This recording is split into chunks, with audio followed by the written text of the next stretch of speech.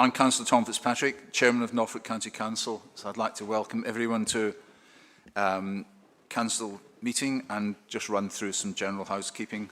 This meeting's been held in person at County Hall and will also be streamed live on the County Council's YouTube channel.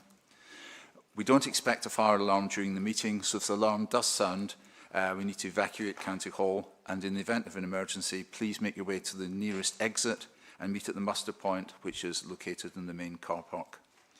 Please could I ask everyone in the chamber to ensure their laptops, mobile phones and tablets are switched to silent while the meeting is in progress, and also please don't leave them to vibrate on the desks either. If you need to leave the meeting early, could you please ensure that you remove the card in front of you and leave it in your desk so the AV system can see that you're no longer in the meeting and you won't be included in the numbers for voting. We have some members of the public who are very welcome, but before I start, could I remind you that this is a meeting held in public, but it is not a public meeting. So by means, when I say it's not a public meeting, it means that the audience doesn't participate. So members of the public members are allowed to listen to discussion carried out by democratically elected councillors. And if there is any disruption, we always have the option to ask people to leave or be accompanied from the building. So I just check that we're live and ready to go on stream. Had that indication. Thank you very much, Alex. So for those who have just joined us, I'm Councillor Tom Fitzpatrick, Chair of Norfolk County Council. So welcome to this meeting of Norfolk County Council today, Tuesday the 9th of November 2025. We start our meeting as always with prayers, and I'd like to welcome our chaplain for today, the Reverend Albert Cadmore, to our meeting and ask him to begin today's proceedings by calling upon him for prayers. Thank you, Albert. As we approach Christmas, the season of peace and goodwill, and the season of hope, may we hold those principles of peace, goodwill and hope in mind as we pray and as we move on into our meeting. Almighty God, we come to you today, asking for your guidance and inspiration as we gather for this council meeting. Help all to engage in meaningful discussion. Guide us in the ways of truth, tolerance, wisdom and integrity, and keep us ever mindful of the needs of the people and communities that we seek to serve. And we pray in your name. Amen. Thank you very much.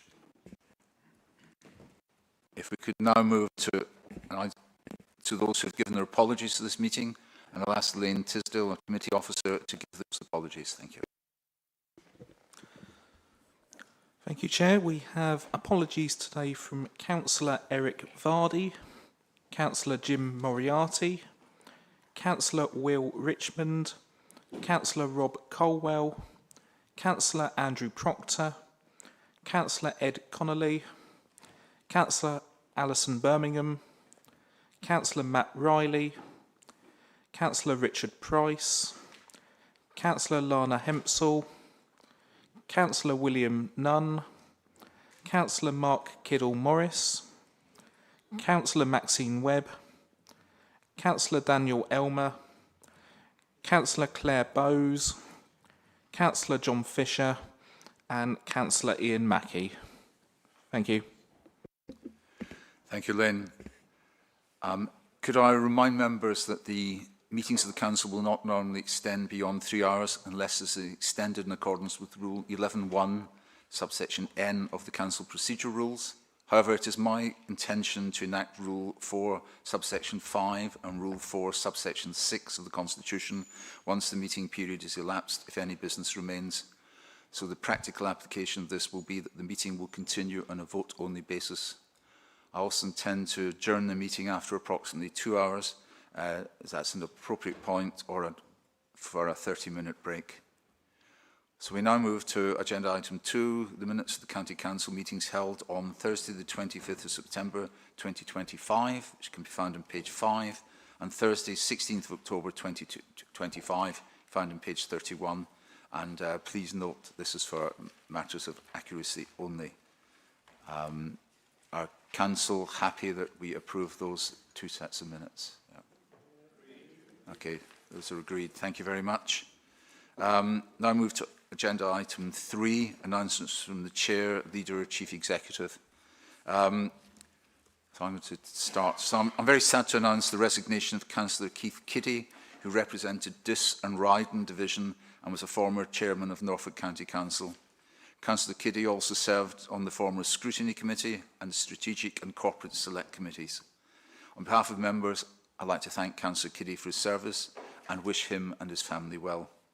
The events I've attended since the last meeting as chairman can be found on the Norfolk County Council website. However, I'd just like to highlight a couple of ones. I was proud to speak at the opening of the Norwich Castle Keep, marking the conclusion of the project to vitalise this amazing Norfolk asset. And I think numbers over the past few months have shown just how well received it's been. I also attended a ceremony at Truesyard Fishing Museum in Kings Lynn, marking the opening of an exhibition commemorating the 150th anniversary of the Great Gale of 1875 and the lives that were lost at sea as a result. I represented Norfolk County Council at Remembrance Day services and also laid a wreath on the Armistice Day service, which was held at County Hall on the 11th of November. And I'd just like to highlight the final thing, that the County Council's annual Christmas Carol service will be taking place in the Marble Map area at the conclusion of our meeting today. Thank you very much. Leader, do you have any points you wish to raise? Thank you, Chairman. I'd just like to also thank Keith Kiddy for his long service to this council. He's still a member at South Norfolk. For those who know Keith Kiddy well, you'll know he had a long and distinguished military career. And in fact, he used to act as whip at South Norfolk. And I remember one group meeting when he turned up with his bayonet in a plastic bag, which I think was sort of to try and instill a bit of discipline into the group. He didn't really need to do that because, of course, we're all very well behaved as Conservative councillors, but he was a very eloquent public speaker, and he will be sorely missed from this council. Thank you very much. We now move on to agenda item 4. For members to declare any interest. Do any councillors? Councillor Smith-Clare.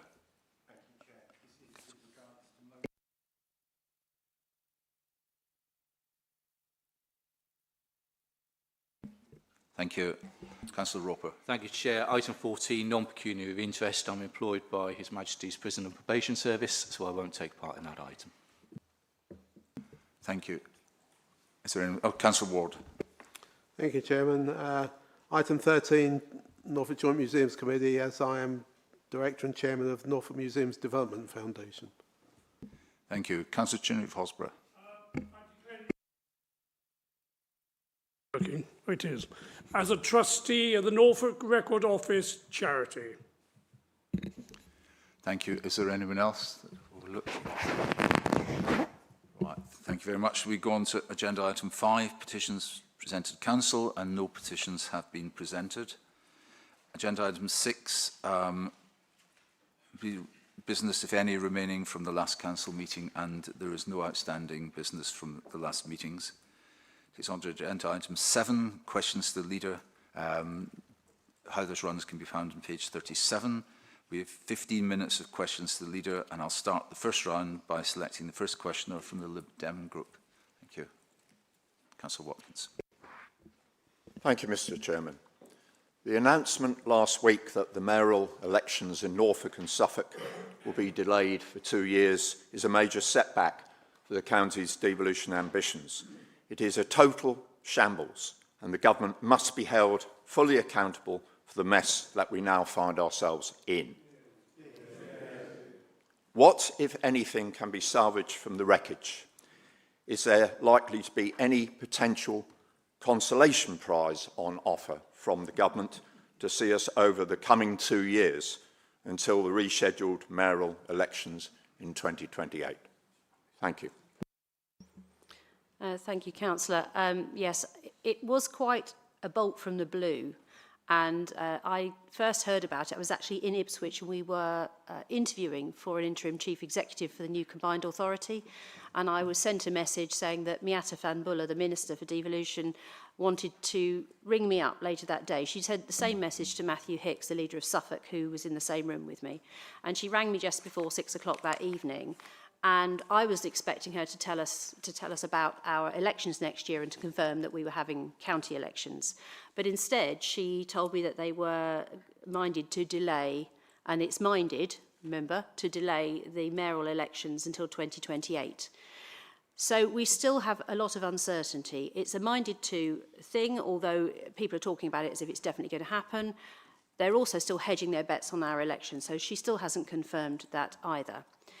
They want us to set up a combined authority next year, and they say that we will get a third of the money for the 2 years in the run-up to actually electing our mayor.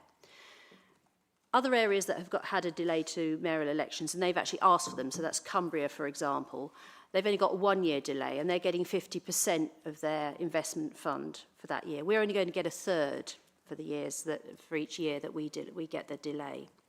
So I'm wondering, if we set up a combined authority, and this is not going to be a cheap exercise, and we have another layer of local government, what can that authority actually do with what will effectively be £12,000? Not an £12 million, sorry. It might as well be 12,000. Not an awful lot. So we are going to be paying for a layer of local government without a figurehead, with an investment fund that actually won't pay for any of the economic development that we want. There will also be 2 constituent members, 2 from Norfolk, 2 from Suffolk. So originally there were going to be 5 people, so you'd actually have a casting vote situation. Now it's going to be 50-50, so we could end up with stalemate. It's not been thought through. There is slight light at the end of the tunnel, because with the other DPP area leaders, we've asked the Minister if we can have a face-to-face meeting, and that has been scheduled for Thursday. So on Thursday I will go to London, and Kevin Bentley, the leader of Essex, has suggested that we should glue ourselves to the furniture and refuse to move until we get some definitive answers to our questions. I think that might be a bit drastic, and I have suggested to the BBC that if we do end up being carried out by the bailiffs, then maybe they'd like to bring a camera crew down to show that how very unhappy we are about this. So I can't give you an absolute definitive of what's happening, because, as you know, there's still caveats on everything that we've been told. But it is deeply, deeply disappointing, having got this far down the route and having spent so much time and effort on this, that the rug has been pulled on us, or appears to have been, for a third time. Thank you. I'd invite a question from the Labour Group, please. Councillor Morphy. Thank you, Chair. If it helps, I'm very happy to go out and get the glue, because I think that would be absolutely a good idea. As you might imagine, I'm not terribly impressed either. However, this is on another matter. Those who've been watching the Sheringham bus shelter, Thickthorne roadworks, traffic chaos in Norwich, bridge repairs in Yarmouth close to Christmas, badly coordinated traffic works and more, will wonder how this council could put forward a case that they're taking notice of local voices. It seems there's been a denial of responsibility and rather direct attacks or patronising remarks about concerns that have been expressed by members of the public. How does that fit in with the title of the unitary case, strong where it counts, local where it matters, when local voices seem to be being cast aside? Well, you wouldn't expect me to agree with that statement. As we know, the Thickthorne roundabout is a national highway scheme. It's something that's been planned for some time. We have been speaking to National Highways about how they can alleviate the congestion. There's always going to be congestion when you have big highway schemes. If we don't do these schemes, then Norfolk misses out on the infrastructure. But this council has actually suspended all of its schemes over the Christmas period to ensure that there is the least disruption possible for people who are trying to go about their normal business and their Christmas shopping. With regard to Sheringham, that scheme has been in train for many years, and it was actually out to public consultation in May. We had a large number of responses. I'll have to tell you, over 80% agreed with the scheme that was put forward. There were some tweaks to it, so we wanted to include local school children, for example, in the design of the new bus shelter and some of the graphics that were going to go in there. At no point at that time did we have the kind of protests that we've seen recently. And so over 80% wanted that and understood that the bus shelter would be removed as a result. The bus shelter is a 1950s model. It's not been listed by English Heritage. It's not considered to be of architectural merit. It's right hard against the pavement. You have to step into the road in order to use it. The bus company are not happy that it's safe with the number of bus passengers we now have. As you know, our bus transport and usage has increased a lot in Norfolk in recent years. This was designed with the community. The town council were on board, the district council were on board, the MP was on board. But he now sees an opportunity, I think, to grandstand and to and get his face on the front page of the papers. And even though I spoke to him last week, and he actually said to me, what you really need to do is pull this for about, I don't know, a week, talk to the people who are making the fuss about this, and then do it anyway.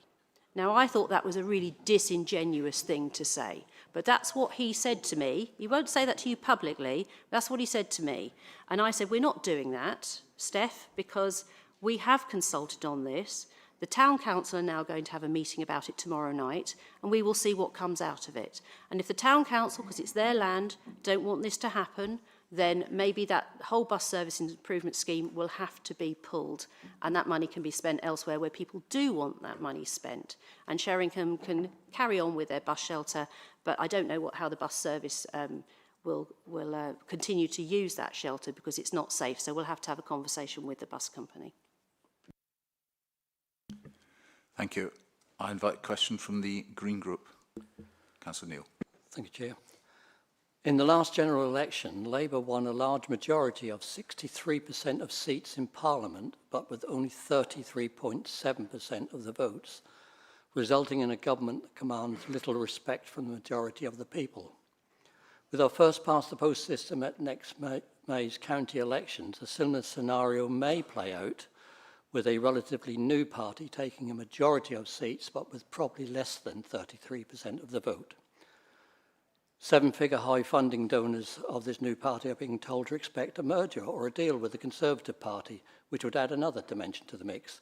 So does our current leader think that this outmoded first-past-the-post system will gain the respect of the majority of our people in Norfolk? We've used the first-past-the-post system for many years, and we've tried other systems. If you remember, with the European elections, we did try we tried a very, very confusing sort of alternative vote system. Trying to explain that to people, how that actually worked, was a nightmare. And what you ended up with was an eastern region which had 7 candidates, none of them which were actually attached to any particular part of that region. Whereas previously, with the first-past-the-post system, you actually had an MEP for Norfolk, an MEP for Suffolk, and so on. So you had a person that you could vote for and you could hold to account. So I hear what you're saying. The first-past-the-post system is not without its flaws, but I think it's the best system that we currently have, and I would not advocate for changing that. Thank you. Move to the call the questions from the independent group, please. Councillor Ring. Thank you, Chair. Will the leader join me in applauding a former member of this council, Terry Jeremy MP, for having the courage to ignore his party whip and oppose the government's deeply damaging changes to agricultural property relief, standing up for Norfolk's farming communities and rural economy? And will she also agree that when residents' interests and personal conscience demand it, any politician should follow the fine example Terry has set, putting the people they serve above party instruction? Well, we can only wonder why Terry Jeremy has decided to break ranks from his own party. And I suspect that's because he understands that the constituency that he actually sits in is an incredibly rural one, and farming is very important. It's rather a shame that his colleague Ben Goldsborough, who's sitting quite happily on the fence, applauding one solar farm and dissing another one, and is not in the same boat, is not of the same understanding. Terry was a good member of this council and he understands how Norfolk works. So it's good that he's standing up for his farming communities. But unfortunately, he will be following the Labour whip, I have no doubt, and on all sorts of other things that we wouldn't agree with. So some credit to him, yes, but we'll wait and see what happens next. Thank you. So I ask a question to Independent Progressive Group. Thank you, Chair. One of this council's core functions is social care, and the council's company, Norse, appears to have indicated an intention to withdraw from the care market. Why has this never been debated at full council? Well, as Councillor Kent will know, Norse is an independent company. It's a limited company. It has its own governance, and Norse is entitled to make that decision if it so wishes. And this council shouldn't be interfering with a commercial decision like that. Thank you. I'd invite a question from Reform UK Group, please. Thank you, Chairman. Notwithstanding the leader's comments a few moments ago, has any officer, councillor or any other agent of this council requested of the government the postponement of the delayed county elections due next May? And can she confirm the costs incurred to date to prepare for both the mayoral election and the delayed county elections? I can quite categorically tell you that I have not asked for any delay to our county elections, and nor do I have any intention of asking for them. That's not what I'm about. I know how strong the feeling is, and I'm not going to go there. This government decided to postpone our elections this year because they said they needed us to have the capacity to deliver devolution. Well, we would have delivered devolution, and we would have had the capacity, and they've pulled the rug on us. So I'm not going to ask for a delay to our elections next year. As to the costs, I have got officers currently working on that, so I can't give you a definitive answer now, but we will have the facts and figures on that soon. Thank you. Thank you. I'd invite a question from the Conservative Group, if anyone wishes. Councillor Chinnery, Is on. I, like many others, took time to respect our armed forces at the recent remembrance of events in my area. Would the leader share my concerns about the recent comments from the North Norfolk MP with regards to the Royal Air Force and it being a hindrance to him and having to put up with constant noise and disturbance from low-flying RAF and US military training exercises? That's using his words. Well, I've lived next door to Sculthorpe Air Base when Sculthorpe Base was in action. And people who actually used to complain about the noise got shot down, metaphorically. So it's something, when you come to Norfolk, if you live near a pig farm, you don't complain about the smell, and that does happen. And don't complain about the noise, because they're there for us up in the East Gate. Not the pigs, the Air Force. So what are your comments about that, and what are your thoughts? And, thank you, Councillor. Thank you. Yes. I could go on. I do like... I like the pigs as well as the Air Force. I have to say, I used to live at Fincham, and it was right on the end of the RAF Marham runway.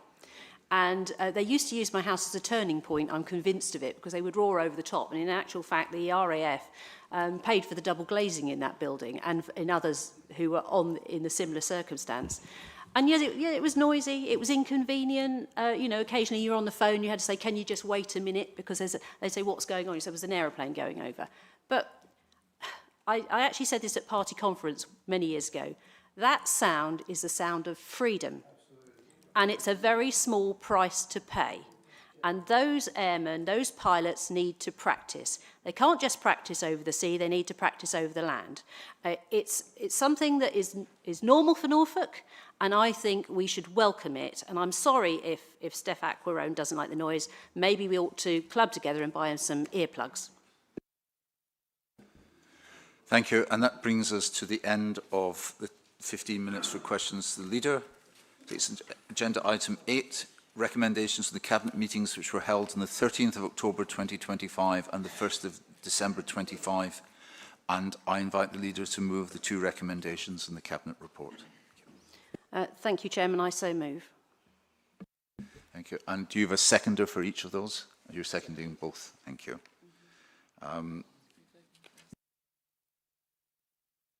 So shall we vote on the first one by a show of hands? First recommendation, which is in respect of Finance Monitoring Report, to recommend to full council the uplift to the capital programme 2628 of 16,194,000 for the school's basic need funding received from the Department for Education set out in Appendix 3, paragraph 4.1.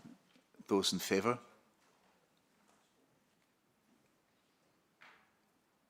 Anyone against? Any abstentions? Those are carried.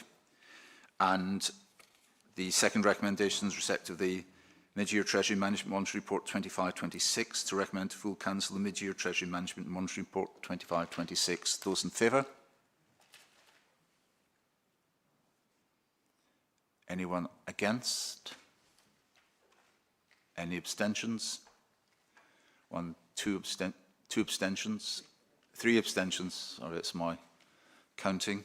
Arithmetic's never my strong point. 3 abstentions, so that recommendation is also carried.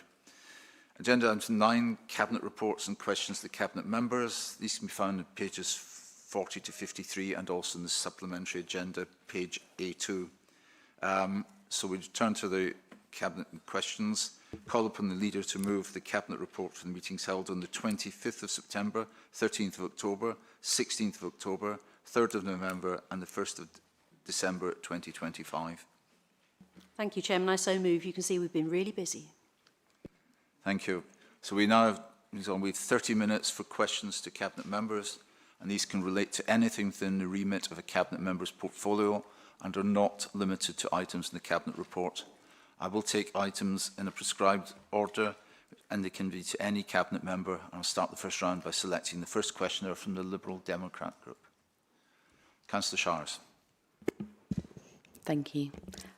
Councillor Plant, many residents across Norfolk often feel like they're not heard when it comes to highways issues. And if the Sheringham bus shelter episode, the 4 AM bailiffs, the fencing around peaceful residents, and the overriding of very, very clear local objections is what this council calls being strong where it counts and local where it matters, what does this tell us about the future? And if this is how Norfolk County Council behaves now, with some local checks and balances still in place, what would life really look like for communities across Norfolk under a single unitary council? With all the power pulled further away from the people it affects, who will really count and whose local voice will really still matter? Thank you, Chairman. I'm glad you brought this up because it's been on my desk for a little while now.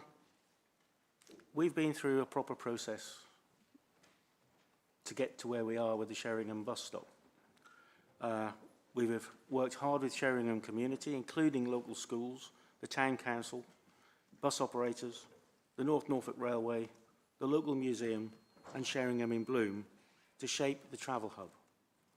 We carried out a full public consultation in May 2025 with 2 open day events, and I've got to tell you that this started in 2022, so it's not something that's just suddenly dropped on the doorstep. More than 500 people engaged with this, and our plans were revised following the helpful feedback we received from a number of people. Notably, a new look, bespoke glass and steel bus shelter with additional green spaces and more seating. We have had many positive comments about the new travel hub proposals from residents and other key stakeholders. And people in the area are pleased with a significant financial investment in Sheringham and in us ensuring the area is made safe and fit for the future, especially given that we have managed to buck the national trend in terms of bus usage in Norfolk. And we've seen a 26% increase in bus passengers numbers over the past 2 years, which is phenomenal. Last Friday, government announced even more money for Norfolk to encourage even greater use of buses, so schemes such as this to cope with both current and future demand are essential. The consultation ran from the 2nd of May to the 26th of May. It was promoted and well received. only 19% of respondents to the online consultation said they wanted the old shelter to stay. All statutory consultees were contacted directly about the consultation and about it being a heavy-handed approach and legality. Last week's protesters forced their way onto a live construction site. This has safety implications for both our workforce, the protesters, and the general public in the immediate area. Therefore, we are quite within our rights to attempt to remove those who should not be on the construction site. We have followed all necessary legal advice and processes and have acted appropriately and proportionally. We have not physically attacked anybody or physically touched anybody in this process, but ultimately the protesters have not listened to any requests for them to leave the site. We're doing the work over winter so that it doesn't affect the summer trade. And a question about why are we not protecting this shelter? It did go to Historic England and were asked to consider the listing of the bus shelter. In their response, where they declined to list the structure, they said, given its late date, it does not exhibit the architectural interest and technical innovation seen in the most significant examples of the building type. And they give 3 other bullet points as well as to why it's not been listed. We did decline TV interviews last week because I didn't see any benefit to it, particularly given that the local MP, who's also been involved very late in the process, I said it started in 22. It's been through several processes and the Sheringham Town Council on many occasions. Not a word, nothing. But he did manage to come in at the very last minute and help the supporters of it. He's also trying to do it on social media. I don't do my politics on social media. He can write to me and I respond. That's what I do with most people. They write to me and I respond. I'm sure they understand the benefits of the project. Now he's carried out his own study of the plans and he spoke to me as he spoke to the leader. We had a meeting last Wednesday morning at 8:30 in the morning, and he even said in that meeting, delay it for 5 to 10 days and we'll probably carry on with the project. But he wanted to give the people who were protesting enough time to protest and then let them go. This money has to be spent by March 26. It has to be in place. If we don't spend the money by March 26, then we lose the money. I'm not intending to lose that money. If I don't spend it in Sheringham, I'll spend it somewhere else. I will not lose the money. So from that point of view, I have several schemes across Norfolk that I can spend this money on. The stop itself,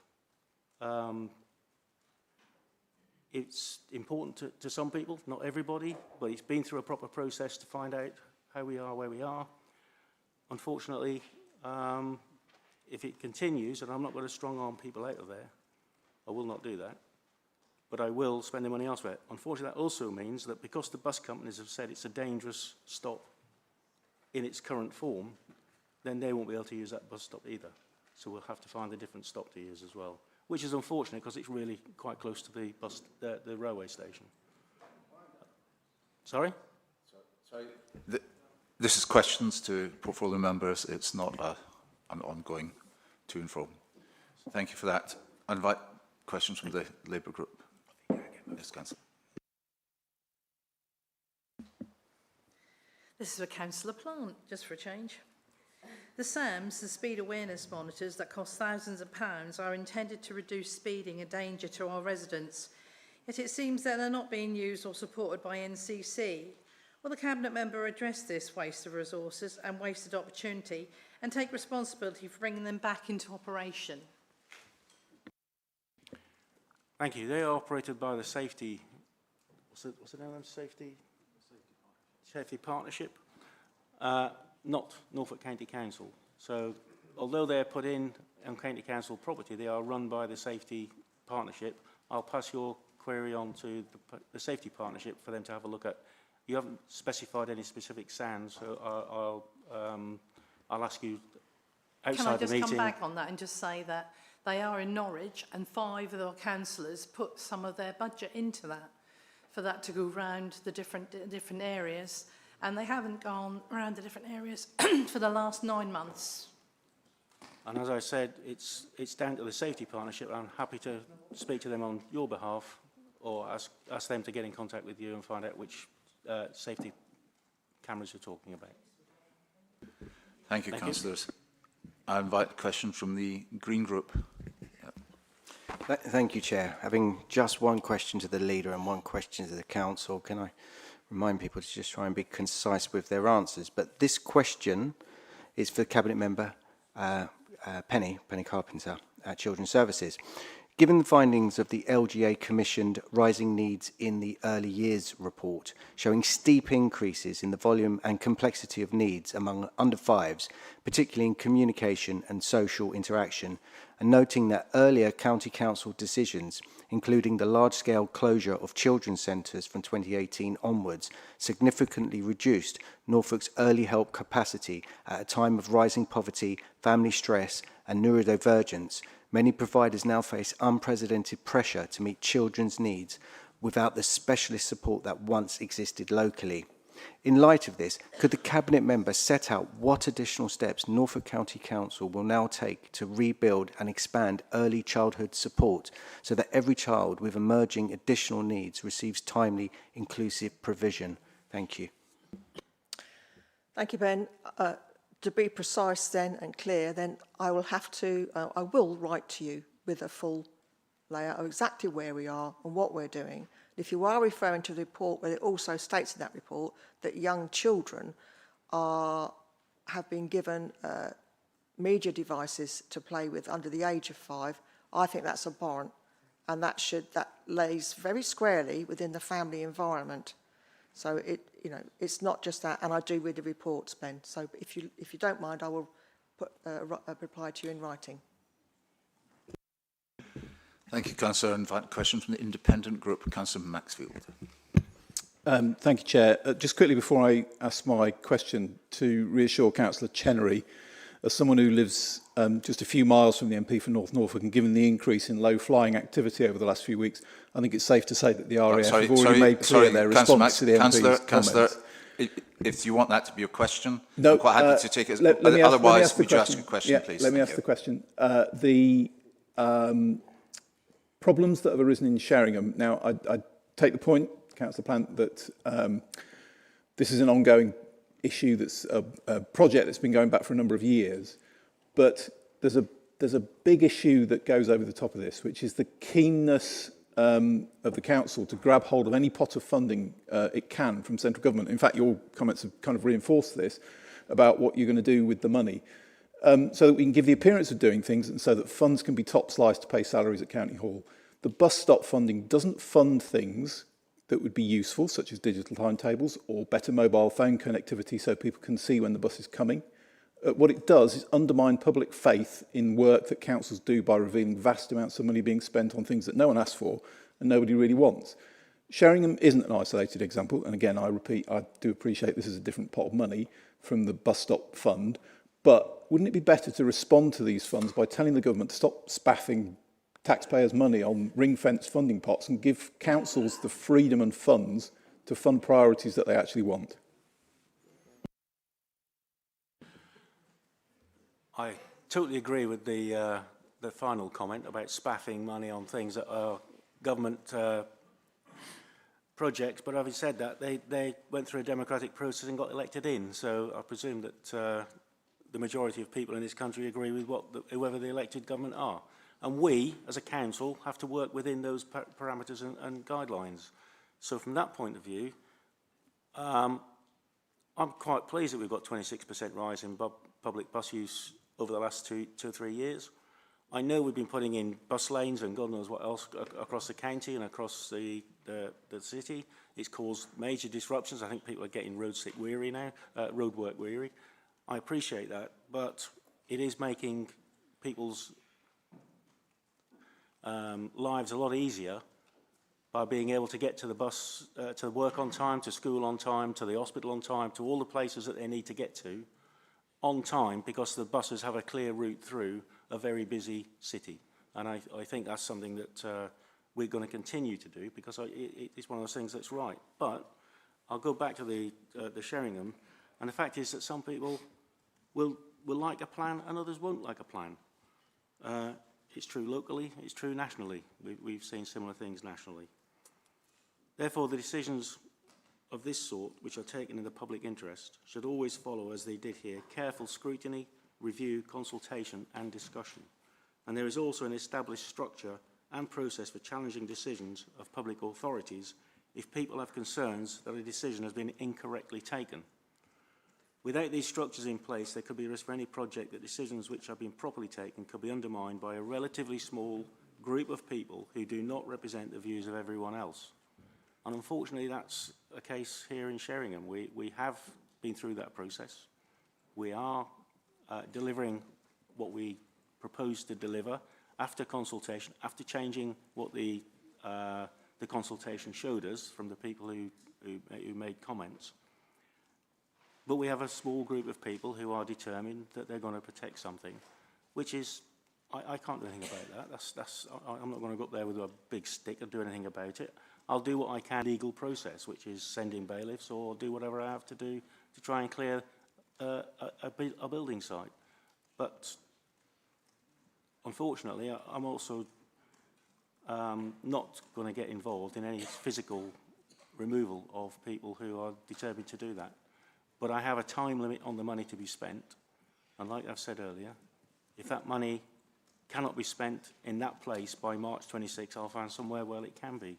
Because I'm not campaigning for money for Norfolk and finding it lost due to a few people. I can't be doing that. So, yeah, I have empathy with what they're saying, but I've been through the process legally. I've done everything I can legally to get to where we are. There's a town council meeting tonight.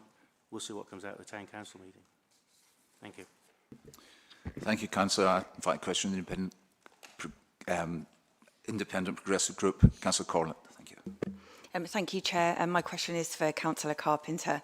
A recent answer to Councillor Webb's question at Children and Family Select Committee recognised that the government's 60% cut to the Adoption and Special Guardian Support Fund in April could affect the entire cohort of families in Norfolk, but also acknowledged that the Council doesn't currently collect data on requests that have exceeded the new cap and where support has been withdrawn as a result. It also said that no complaints from adoptive families had so far been received in this financial year. The effect of the cuts is only just being felt, with families' provisions starting to run out and some families now trying to get lost therapeutic support reinstated through a child's EHCP if they have one. Does the Cabinet member agree that adoptive and special guardianship families shouldn't have to lodge a complaint in order to be heard and supported, or for the situation to be understood? And will she consider collecting data on the impact of this reduction and reviewing the packages of therapeutic support for those families who are impacted? Thanks, Emma, for the question. Firstly, it's very unfortunate that people have to find themselves having to complain regarding service, any service. But I think I would probably be best now to say to you that I will write to you about it, because it's a highly complex area, and to save a little bit of time this morning, I'm very happy to write to you, Emma, and in that case, or meet with you, Emma, discuss it. Thank you. Thank you. I'd invite questions from the Reform UK group, please. Councillor Curt. Thank you, Chair. This question is really directed to Councillor Plant again, unfortunately. Highways. The last 2 wet winters and a dry summer has caused havoc on the roadways out in my part of the world. Is there any chance whatsoever extra funding being sent our way to help fill the potholes and the subsidence problems we have out there? Highways teams are working the best with limited funds. Many of the roads in the Fen area of Marston are becoming actually unpassable with normal cars now. Perhaps direct money away from the active travel and bus lanes that go nowhere in King's Lynn to perhaps sorting out the subsidence out in the Fen could be a possibility, please. Thank you.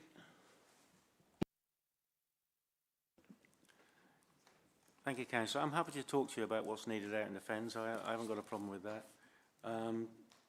It is a difficult time of year, especially out in the Fens. Most roads out in the Fens are country lanes, to be perfectly honest with you. The 6,000 miles we have of roads in Norfolk a high percentage of those are just cart tracks with a layer of tarmac over the top. And that's just what I have to deal with on a regular basis.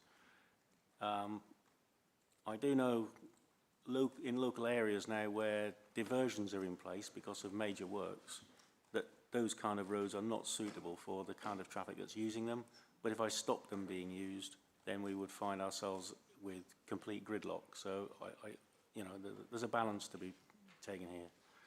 I will have a look at if you specify the roads that you're talking about and get back to me, I'm quite happy to have a look at those roads and put them on a work programme. We do have monies for potholes, we do have money. In fact, we just won an award only yesterday for the work that we do on our own roads. We came first out in the country for it, so I'm disappointed to hear that there are roads in your area that are not up to the standards that we'd expect, and I'm happy to have that conversation with you, find out which roads you're talking about and what we can do for a future works programme. Thank you. Thank you for that. In fact, question from the Conservative Group, Councillor Dock. Yes, thank you, Chair. Good morning, councillors. It's another question for Councillor Plant, I'm afraid. I wasn't going to speak this morning, but it was just in light of some of the comments that have been made in relation to the bus stop improvement, the grants that have been given. And I know the focus has been on Sheringham, but I just wanted to put on record and ask a question of Councillor Plant around, in my experience, I have had at least 2 of my parish councils supported having great improvements to bus stops that wouldn't have been done, that have supported their disabled residents, elderly residents, actually access the bus services. We've also got, just off my parish, something that a number of councillors have been working on, where we've had an improvement to Lamsey Lane Junction at £1.3 million, using bus service improvement grant to actually deliver improvements to probably the most dangerous junction onto the A149 that all of us around that area know. So my question is for Councillor Plant. My experience of the officers that have been doing the bus stop improvements have been working with their communities and doing really well, and I'd like to praise them in the chamber. And does he support that view of how hard they've been working? And this isn't frivolous. This is actually making good improvements on the ground in Norfolk. Thank you. Thank you, Councillor. Yeah, we've been working really hard to try and make all the bus stops DDNA compliant. Specifically the one in Sheringham, it's not DDNA compliant, therefore it's a dangerous stop to use, and we need to change that. But we have a grant going around at the moment, I think, of 500 shelters that we can put in Norfolk, and all the council has to do is apply for it in their area. It will be looked at, and if it fits on the ground and it fits what's needed, they'll get a free shelter. It's got to be adopted by the local parish council, but having said that, we've had so many adopted and so many put into on the ground in Norfolk, it is proving to be a really welcome offer that's out there. And yeah, we are trying really hard to make it so that the villages and the places out in Norfolk, if you're going to wait for a bus, you're covered. If you need to be DDNA compliant, if you need to get on a wheelchair, we're trying to make it easier to do that as well. And once you're on the bus, we're trying to make it easier for people to be able to use that bus, whatever disability you have. So, yeah, this is something that we're really keen to keep going. We're working really hard to try and make it happen, but it's a huge area we're talking about, and we are talking about rural areas as well. So I'm really grateful to those councillors that have applied for bus shelters and had them installed, but there are more to be had, and I think the timetable's coming very shortly up on that. So if you can get that in before Christmas, any requests for bus stops in your area or bus shelters in your area, that would be really helpful for us to be able to get them on the ground within the window of our funding. And I have to say, an extra to that as well, we work within funding windows. We don't just get the money and we can spend it whenever we like. We have to go through all the process that I just described earlier of consultations, etc., etc. And then when we come up with a final plan to put it down on the ground, it's usually towards the end of a financial package that we have, and we have a timetable to get it in. And if we don't, then the money's lost and the scheme is lost. Thank you. Thank you, Councillor. That takes us on to the second round of questions to Cabinet members, and ask Liberal Democrat Group, Councillor Penfold. Thank you, Mr. Chairman, and good morning. It's a question to Councillor Carpenter, if I may. Just to even things up, it's a bit like the Carpenter and Plant show this morning. Councillor Carpenter, would you like to join me in celebrating the fact that over 14,000 Norfolk children, including young carers, will soon be lifted out of poverty thanks to the removal of the two-child benefit cap?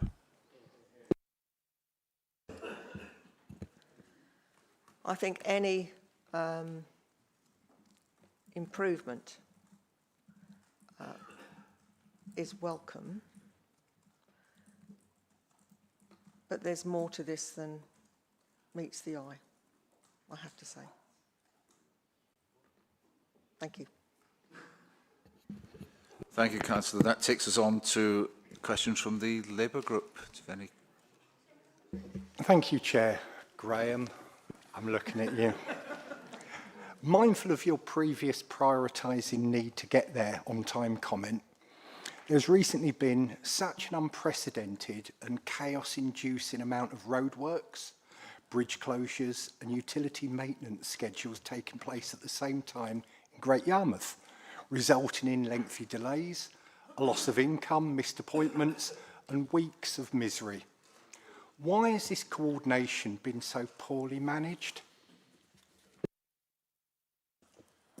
Thank you.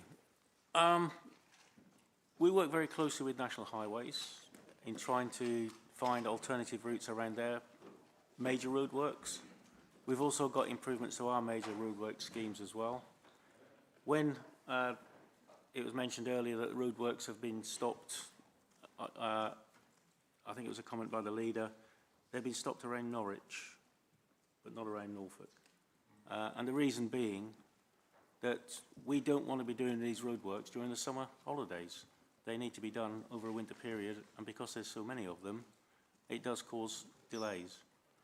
The work on Haven Bridge, lucky we have two other bridges now where we can get around Great Yarmouth, and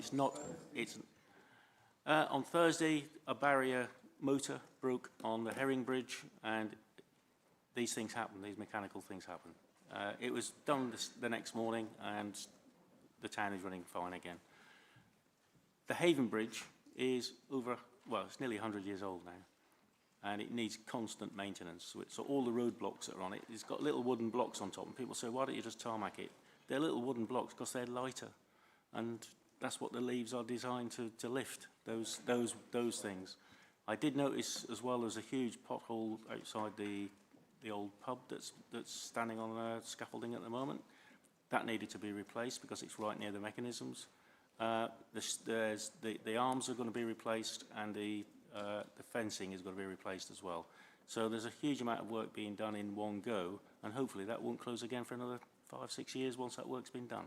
So we are trying to get something done in a shorter period of time rather than have just one lane working, etc., etc. Because we have two bridges.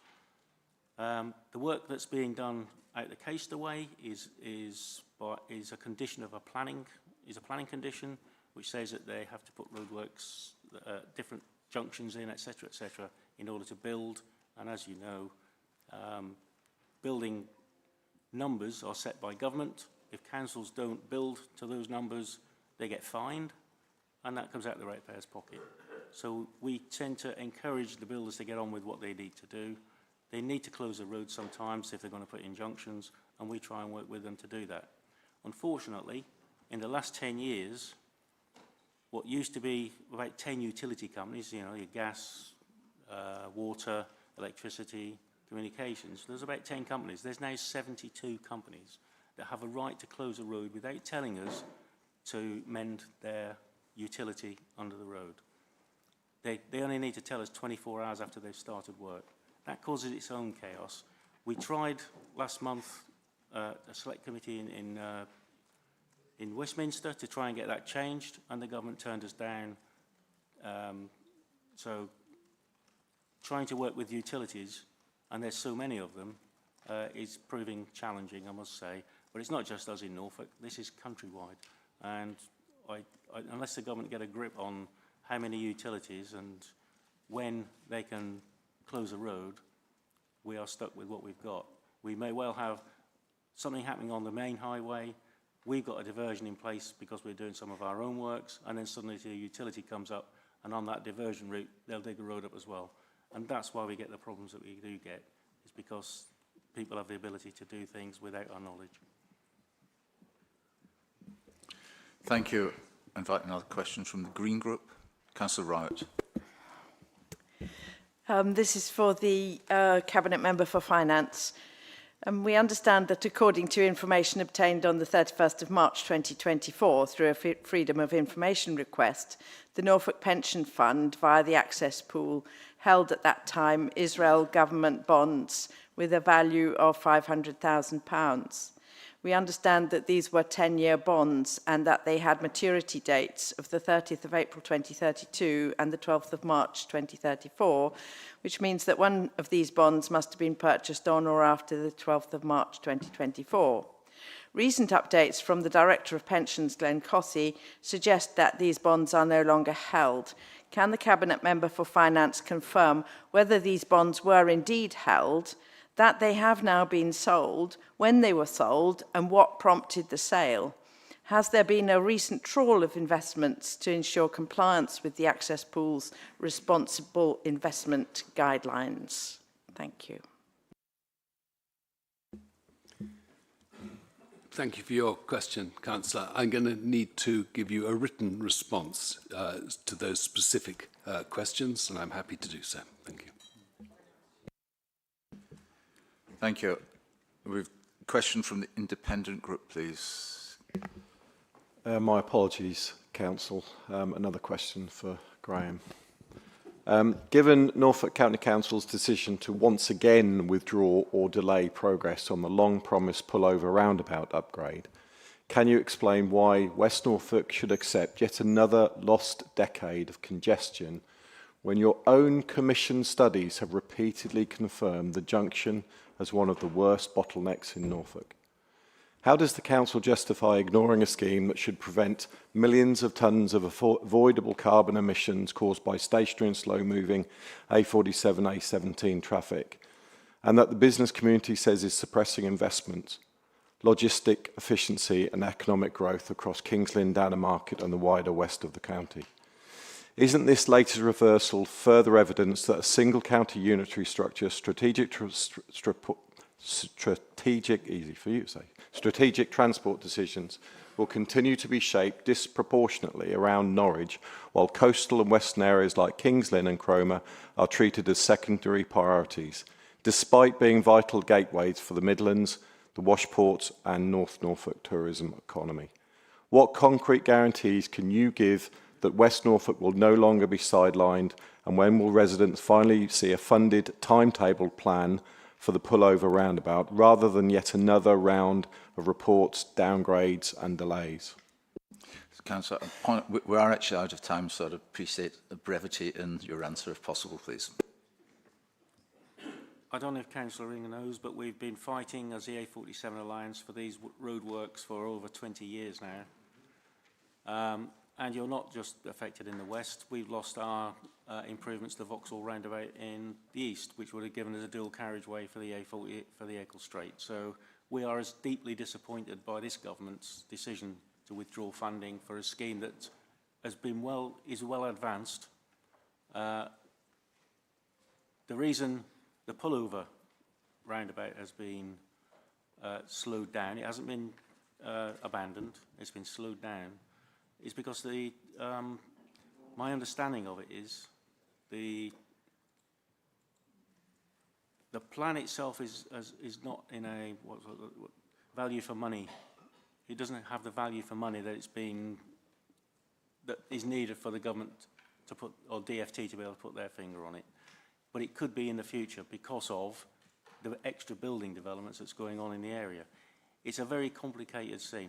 Can I write you a note and a letter to give you a full explanation as to why the government and DFT are going to pull, are delaying it. They're calling it delaying it. Thank you. I don't believe it's delay, but I'd love to write to you and give you a full explanation. Thank you, Councillor. That we've run out of time on that item. Takes us to agenda item 10, which recommendations from committees, and no recommendations from committees have been received for this meeting. Sorry, could we keep the secondary debate slightly quieter, please? Thank you. Agenda items 11, 12 and 13 relate to reports from committees. Agenda item 11 are select committee reports, and the first of these is the Adult Social Care and Public Health Select Committee, and the report was from the meeting held on the 20th of November 2025. And Councillor Gurney, would you care to remove that report? Thank you. Thank you, Chairman. We had a really good debate at this meeting and lots of discussion, and it was very productive, and I would like to move the report. Thank you. I'd also like to thank the councillors for the high quality of the debate and the etiquette. Thank you. Thank you, Councillor. And the next one is Children, Families and Community Select Committee, and the report from the meeting held on the 14th of November 2025. Councillor Long, please. Yes, thank you, Chairman. Beg to remove the report held on my birthday, and those present were welcome to donuts that I supplied. Thank you. Thank you very much, Councillor. Health Overview and Select Committee, and the report from the meeting held on the 6th of November 2025. Councillor Jones, please. I'd like to move the report. Thank you.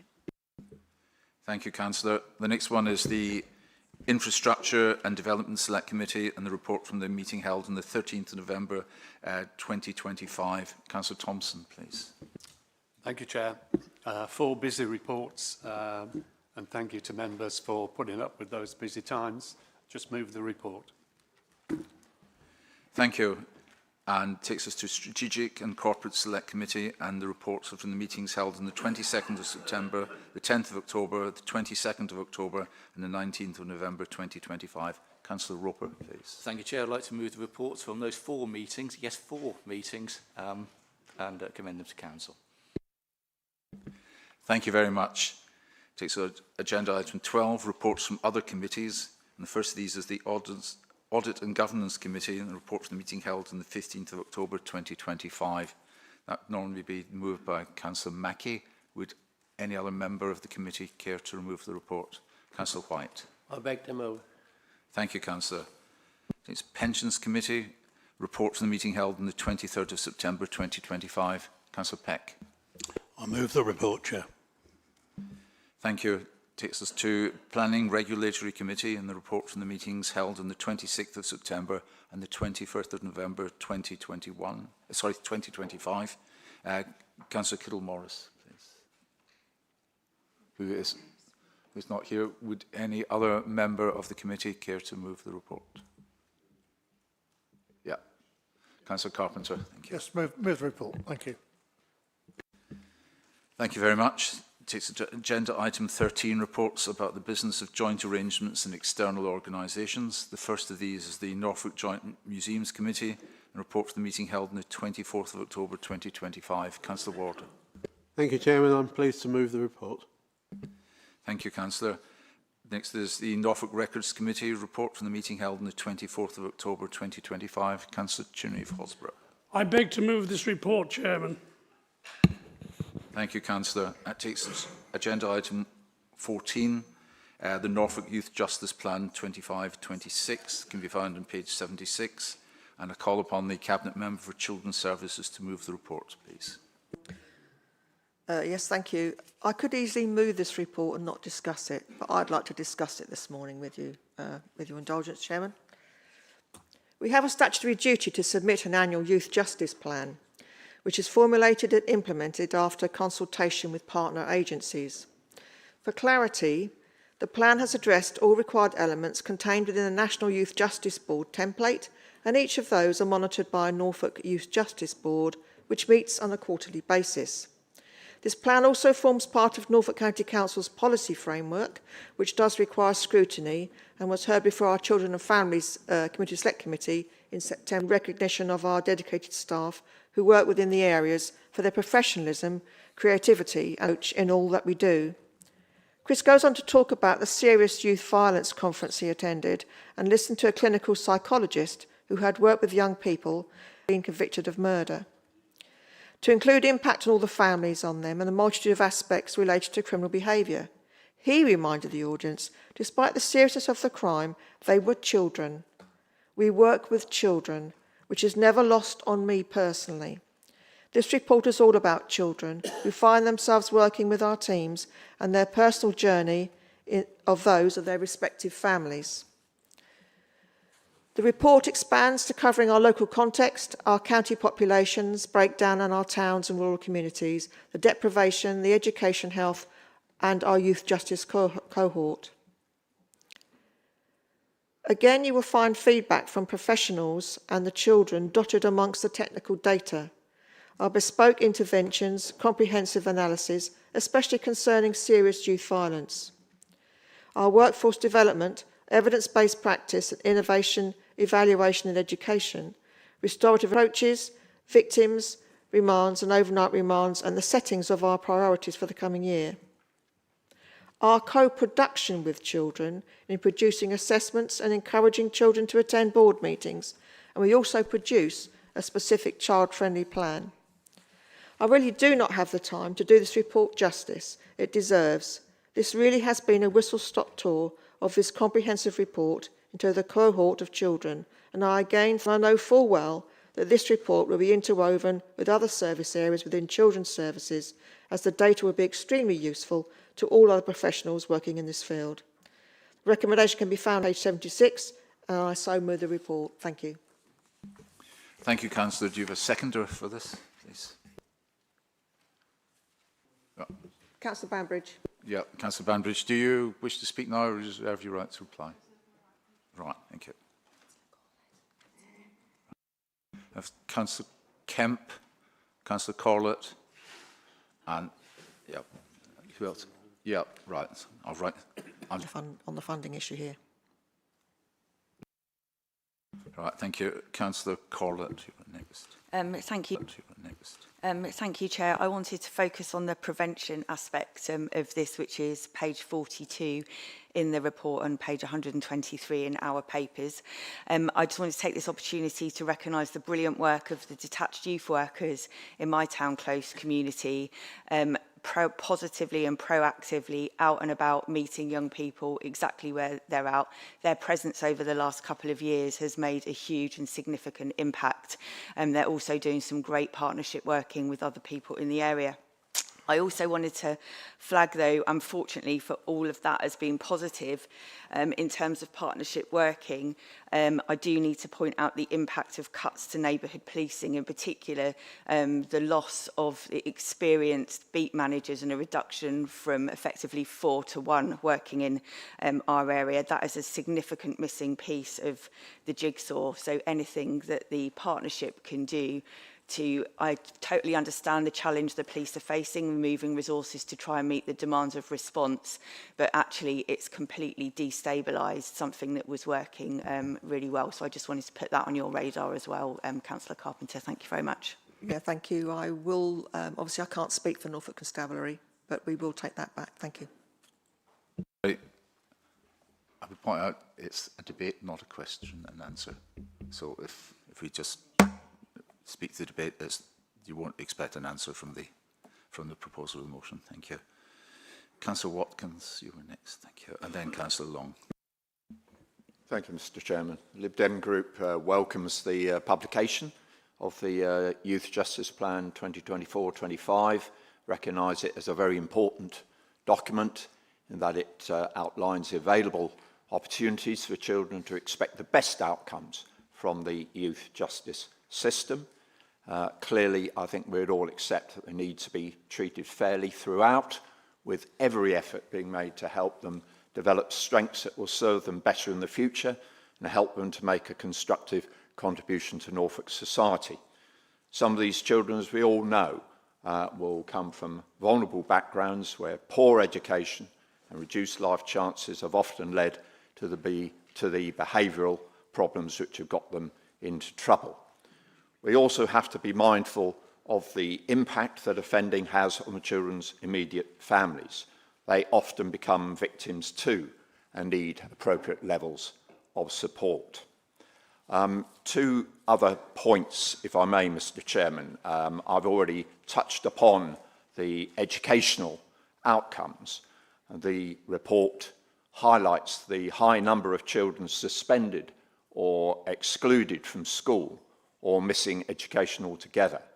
I think we, again, all accept that there is much work that needs to be done to put this right, and the Council will need to work very closely with our partners in the JYS to develop more effective intervention strategies. But clearly a positive start has been made within children's services, and I think we all recognise the scale of the challenge ahead. Closely linked to that is the issue of drug use and exploitation. As the report identifies, this is a primary driver of serious violence amongst children in Norfolk and are often compounded by socio-economic factors such as poverty and poor school attendance. Finally, I would like to add my thank you and congratulations to the Youth Justice team, both the volunteers and partners, for their incredible work throughout the year. They've done a first-class job, shown commitment and excellence to the well-being of children at all times. I'm glad that that was recognised by the Inspector, the HM Inspectorate of Probation. So well done to everyone. Thank you. Thank you, Councillor. Councillor Long, please. Yes, thank you, Chairman. The Select Committee obviously looked at this report as it came forward at our 25th of September meeting and made onward recommendations to Cabinet. Now, within the document presented today at full Council, it refers to the minutes of Cabinet, where but those minutes don't include any recollection that Cabinet has taken the comments made by the Select Committee into their deliberations. Now, I'm sure they have, because the committee was supportive of the document, and actually some of the questions that were raised today in what's supposed to be a debate within this chamber were taken for consideration at the Select Committee. So, you know, it's great to have questions asked where they're supposed to be at the Select Committee, and great to hear them again in the chamber. So it shows we must be doing something along the right lines with when we actually have the meeting that's supposed to deal with the questions. So, yeah, endorsement from the Select Committee, and I fully endorse the way that things are going. Every young person that finds themselves within the youth justice system within Norfolk, I think can lay well assured that they're being dealt with in the fairest and most appropriate way, and that those working on their behalf do the very best for them. Thank you. Thank you. I haven't noticed any other councillors. Sorry, Councillor Smith-Clare. Thank you, Chair. Firstly, I'd like to echo Penny's thanks for the team's hard work in producing this detailed and professional report. The fact that we're not just recognising the child as an individual, but the others affected by their behaviour and need for support is brilliant. This will always be work in progress, as we all know, particularly with changes that take place, not just amongst young people, but societal factors, particularly in establishing the need for a future network of partnerships. This, we know, will have a positive impact on lives, and I, like many other members, look forward to seeing this and the impact it has. Thank you, team. Thank you, Councillor. Does anyone else wish to contribute to the debate? Okay, thank you. In that case, I'll return to Councillor Bainbridge and to second the motion. Thank you. Thank you, Chairman. I second the motion because I've seen it in action, and as many others have done so because they've commented on it today. I commended the excellent report at the Select Committee, and we have a way of going forward which is to be thought highly of, so thank you. Thank you very much. So, agenda item 14, the Norfolk Youth Justice Plan for 25-26 has been proposed, seconded and debated. So move to the vote on that, please. Are members happy just to do that in show of hands? Yeah. All those in favour, please. Thank you. Anyone against? Any abstentions? So I think that's carried unanimously. Thank you very much. So agenda item 15 is amendment to the policy framework, found on page 141. And I call upon the Leader of the Council to move the report, please. Thank you, Chairman. I so move. Thank you. And do you have a seconder for it? Thank you very much. Do you wish to speak now or reserve your right to the end? Okay.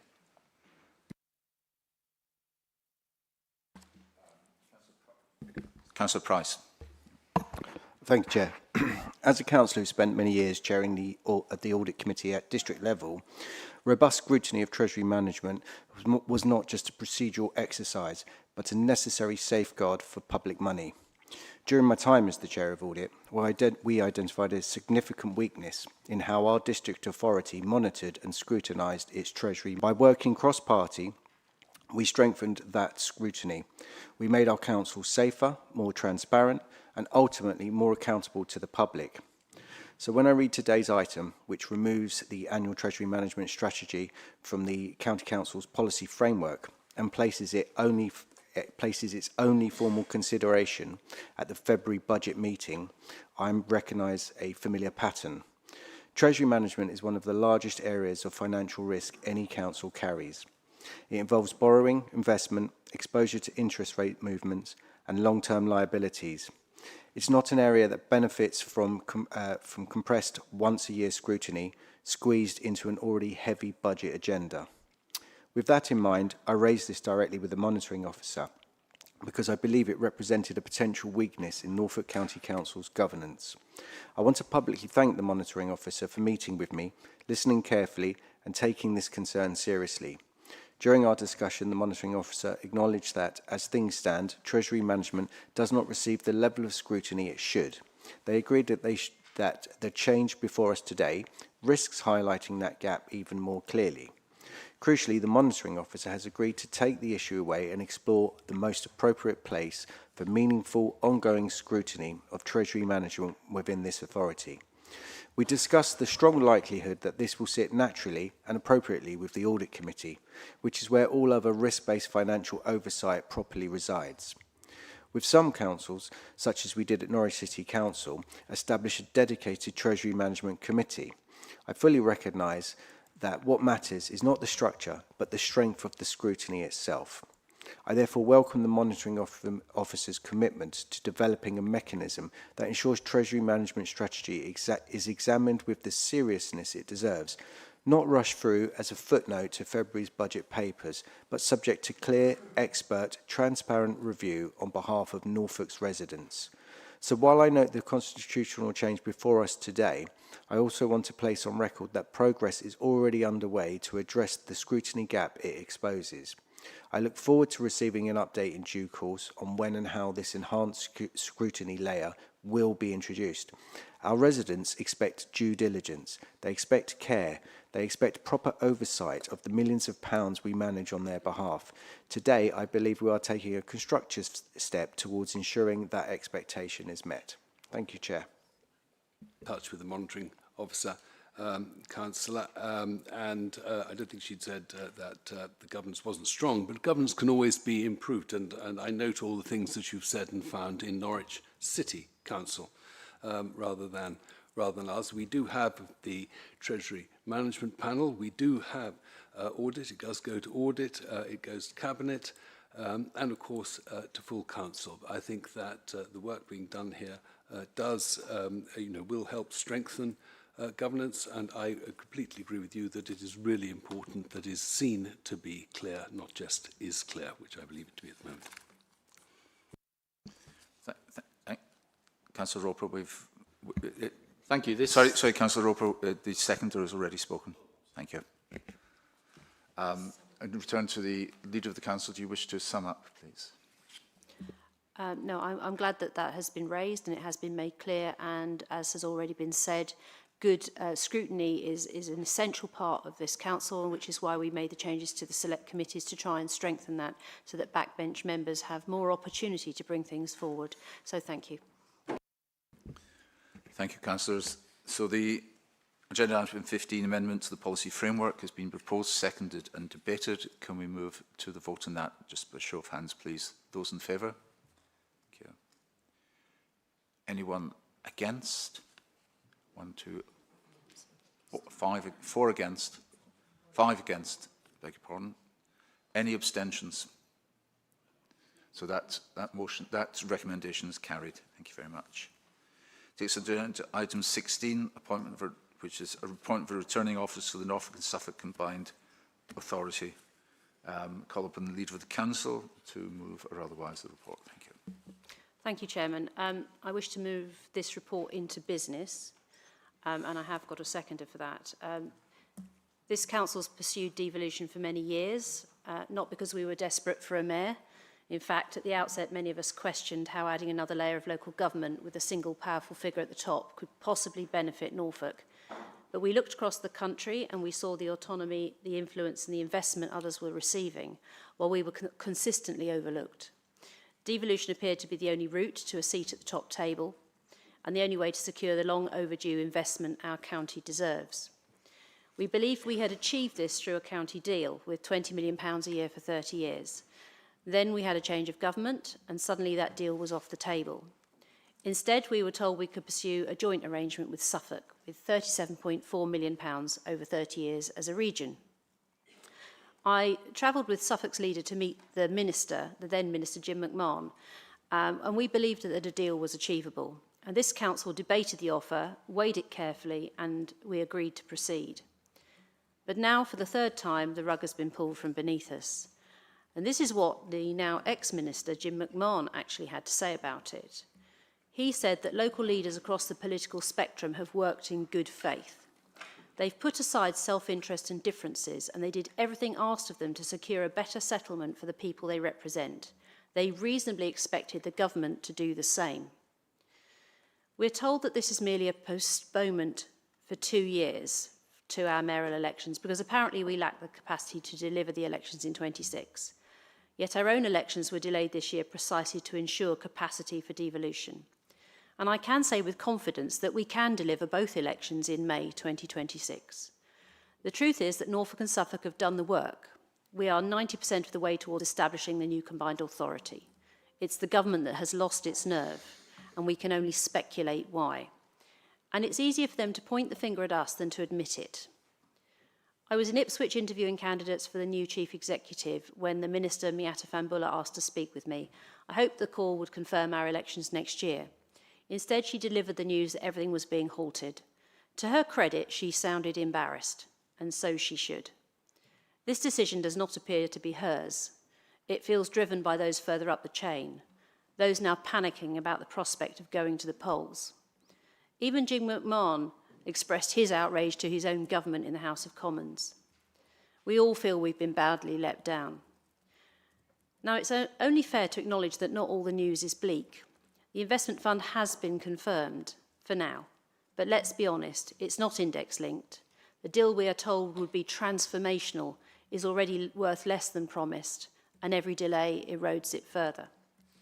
So there does remain a small window in which things could change. So on Thursday, when I meet the Minister in London, together with the other DPP area leaders, we'll make it clear that the seriousness of the position we've been put in is not acceptable.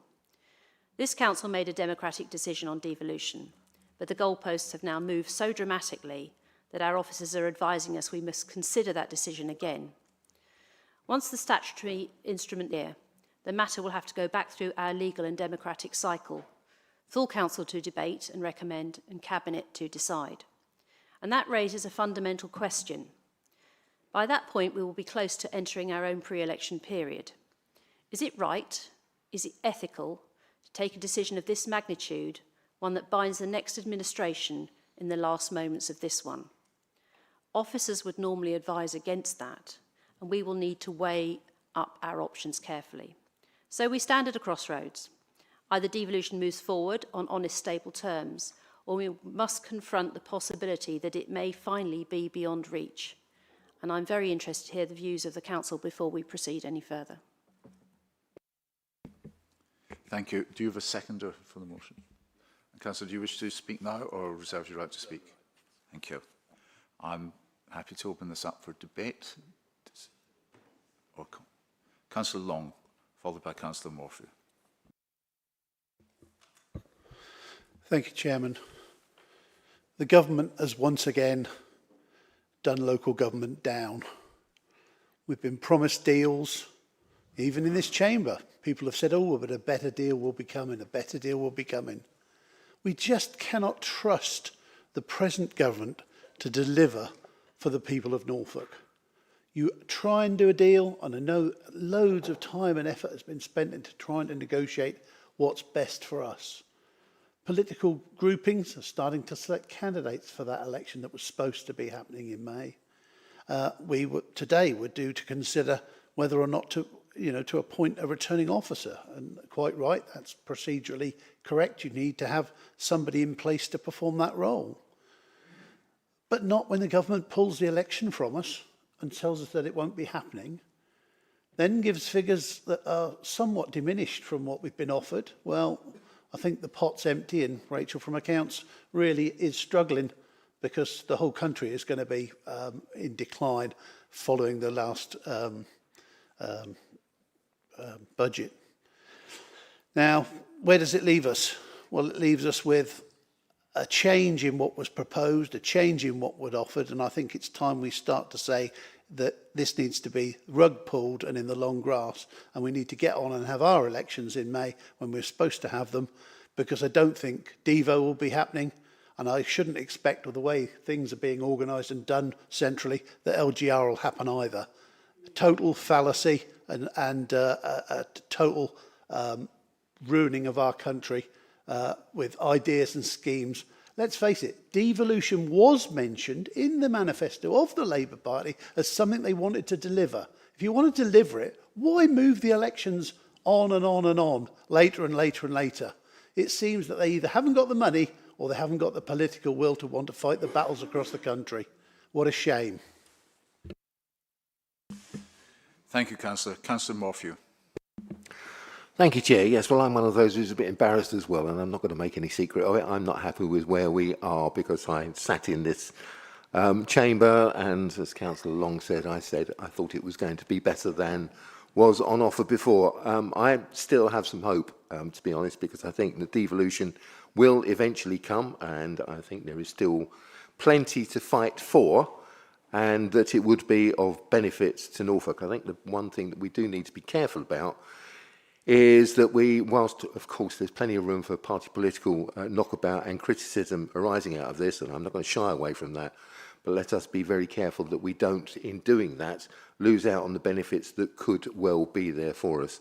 I think what we've had over the last few days is an untimely, unnecessary and unwelcome fog of partial information. And I think I'm quite keen that we try and make sure that we do pick the bones out of this and get some sense out of it. I'm really pleased that the leader will be meeting senior people over this week. And as you might expect, I'm also trying to get in as many calls as I can to try and find out what's going on and try and make influence for the benefit of Norfolk, because this is not about party political stuff. The devolution was about the future. Local government reorganisation was about the future. And I mean, the elections that I want to see, and of course we're all Democrats, we all want to see elections in this sort of thing, is for a body that is going to actually achieve something. And I think and thought that a devolved strategic authority is in a position to do what we've seen happen in other parts of the country in a Norfolk and Suffolk context. I think that is still an ambition worth spending some time fighting for. I think I see this as I said, an unwelcome and untimely setback, but not the end of the road. And I will give my personal unending commitment to try and get a good devolution deal for Norfolk and Suffolk as our partners, whatever comes in the short term. Thank you, Councillor. Councillors Borrett and then Councillor Plant and Councillor Wright.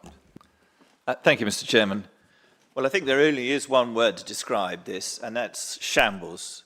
It is a complete shambles, and it just shows that decision-making isn't strategic and taken in collegiate forums. It's men shouting at each other in corridors in Downing Street who are busy deciding how everything should work, and I think it's an absolute symbol of a government in crisis. So, here we are. I do support the advice from the Monitoring Office that making large decisions in the dying days of an administration that bind the future administrations is not politically acceptable. And therefore, that to have to make that decision in the teeth of PERDA before the next election, which is the only way that the the devolution can be delayed, is unacceptable. I do have a concern, though, because I think we're going to get a proposal from the Minister to delay the elections next May for the County Council in order to make it okay. And that is not okay, in my opinion. Our elections have been delayed once. And I think that if, and I don't know whether this is true, but, you know, politically, I can see a proposal coming forward for the county councils being delayed to facilitate the government's wish to delay devolution. It seems to me that they are running away from elections, and it is not acceptable for us not to let the people have their elections at the time they're due. We're already a year overdue, and I think to delay them again would be outrageous. And I hope that members of this administration, that's all of the people sitting here in this chamber, would support that position. Thank you very much. Thank you, Councillor. Councillor Plant. Yeah, thank you, Chairman. Yeah, I was shocked last week when we heard the news that they were talking about delaying the mayoral elections until 2028. We have to remember that we've been through an awful lot of work here at the County Council and all the district councils on trying to get together a scheme where we would benefit the people of Norfolk. The only reason we do any of this is to benefit the people of Norfolk. If it doesn't benefit the people of Norfolk, why are we doing it? And we're told on this occasion that they're going to delay it for 2 years, but they're going to give us a third over that period of the monies that a full MCA would give us. You've got to remember the full MCA, Mayoral Combined Authority, would have given us £37 million a year for several years on which we could build our economies, our infrastructure, and our adult learning, etc. Without that, if we don't have the elections for 2 years and we just get £12 million a year between Norfolk and Suffolk, it's peanuts. We have to find £50 million a year from Norfolk next year anyway. I think it's 50, I'll look at the finance office. It's £50 million we have to find from our resources next year, and we're being offered £12 million split between Norfolk and Suffolk for a CCA, which is a county combined authority with no money.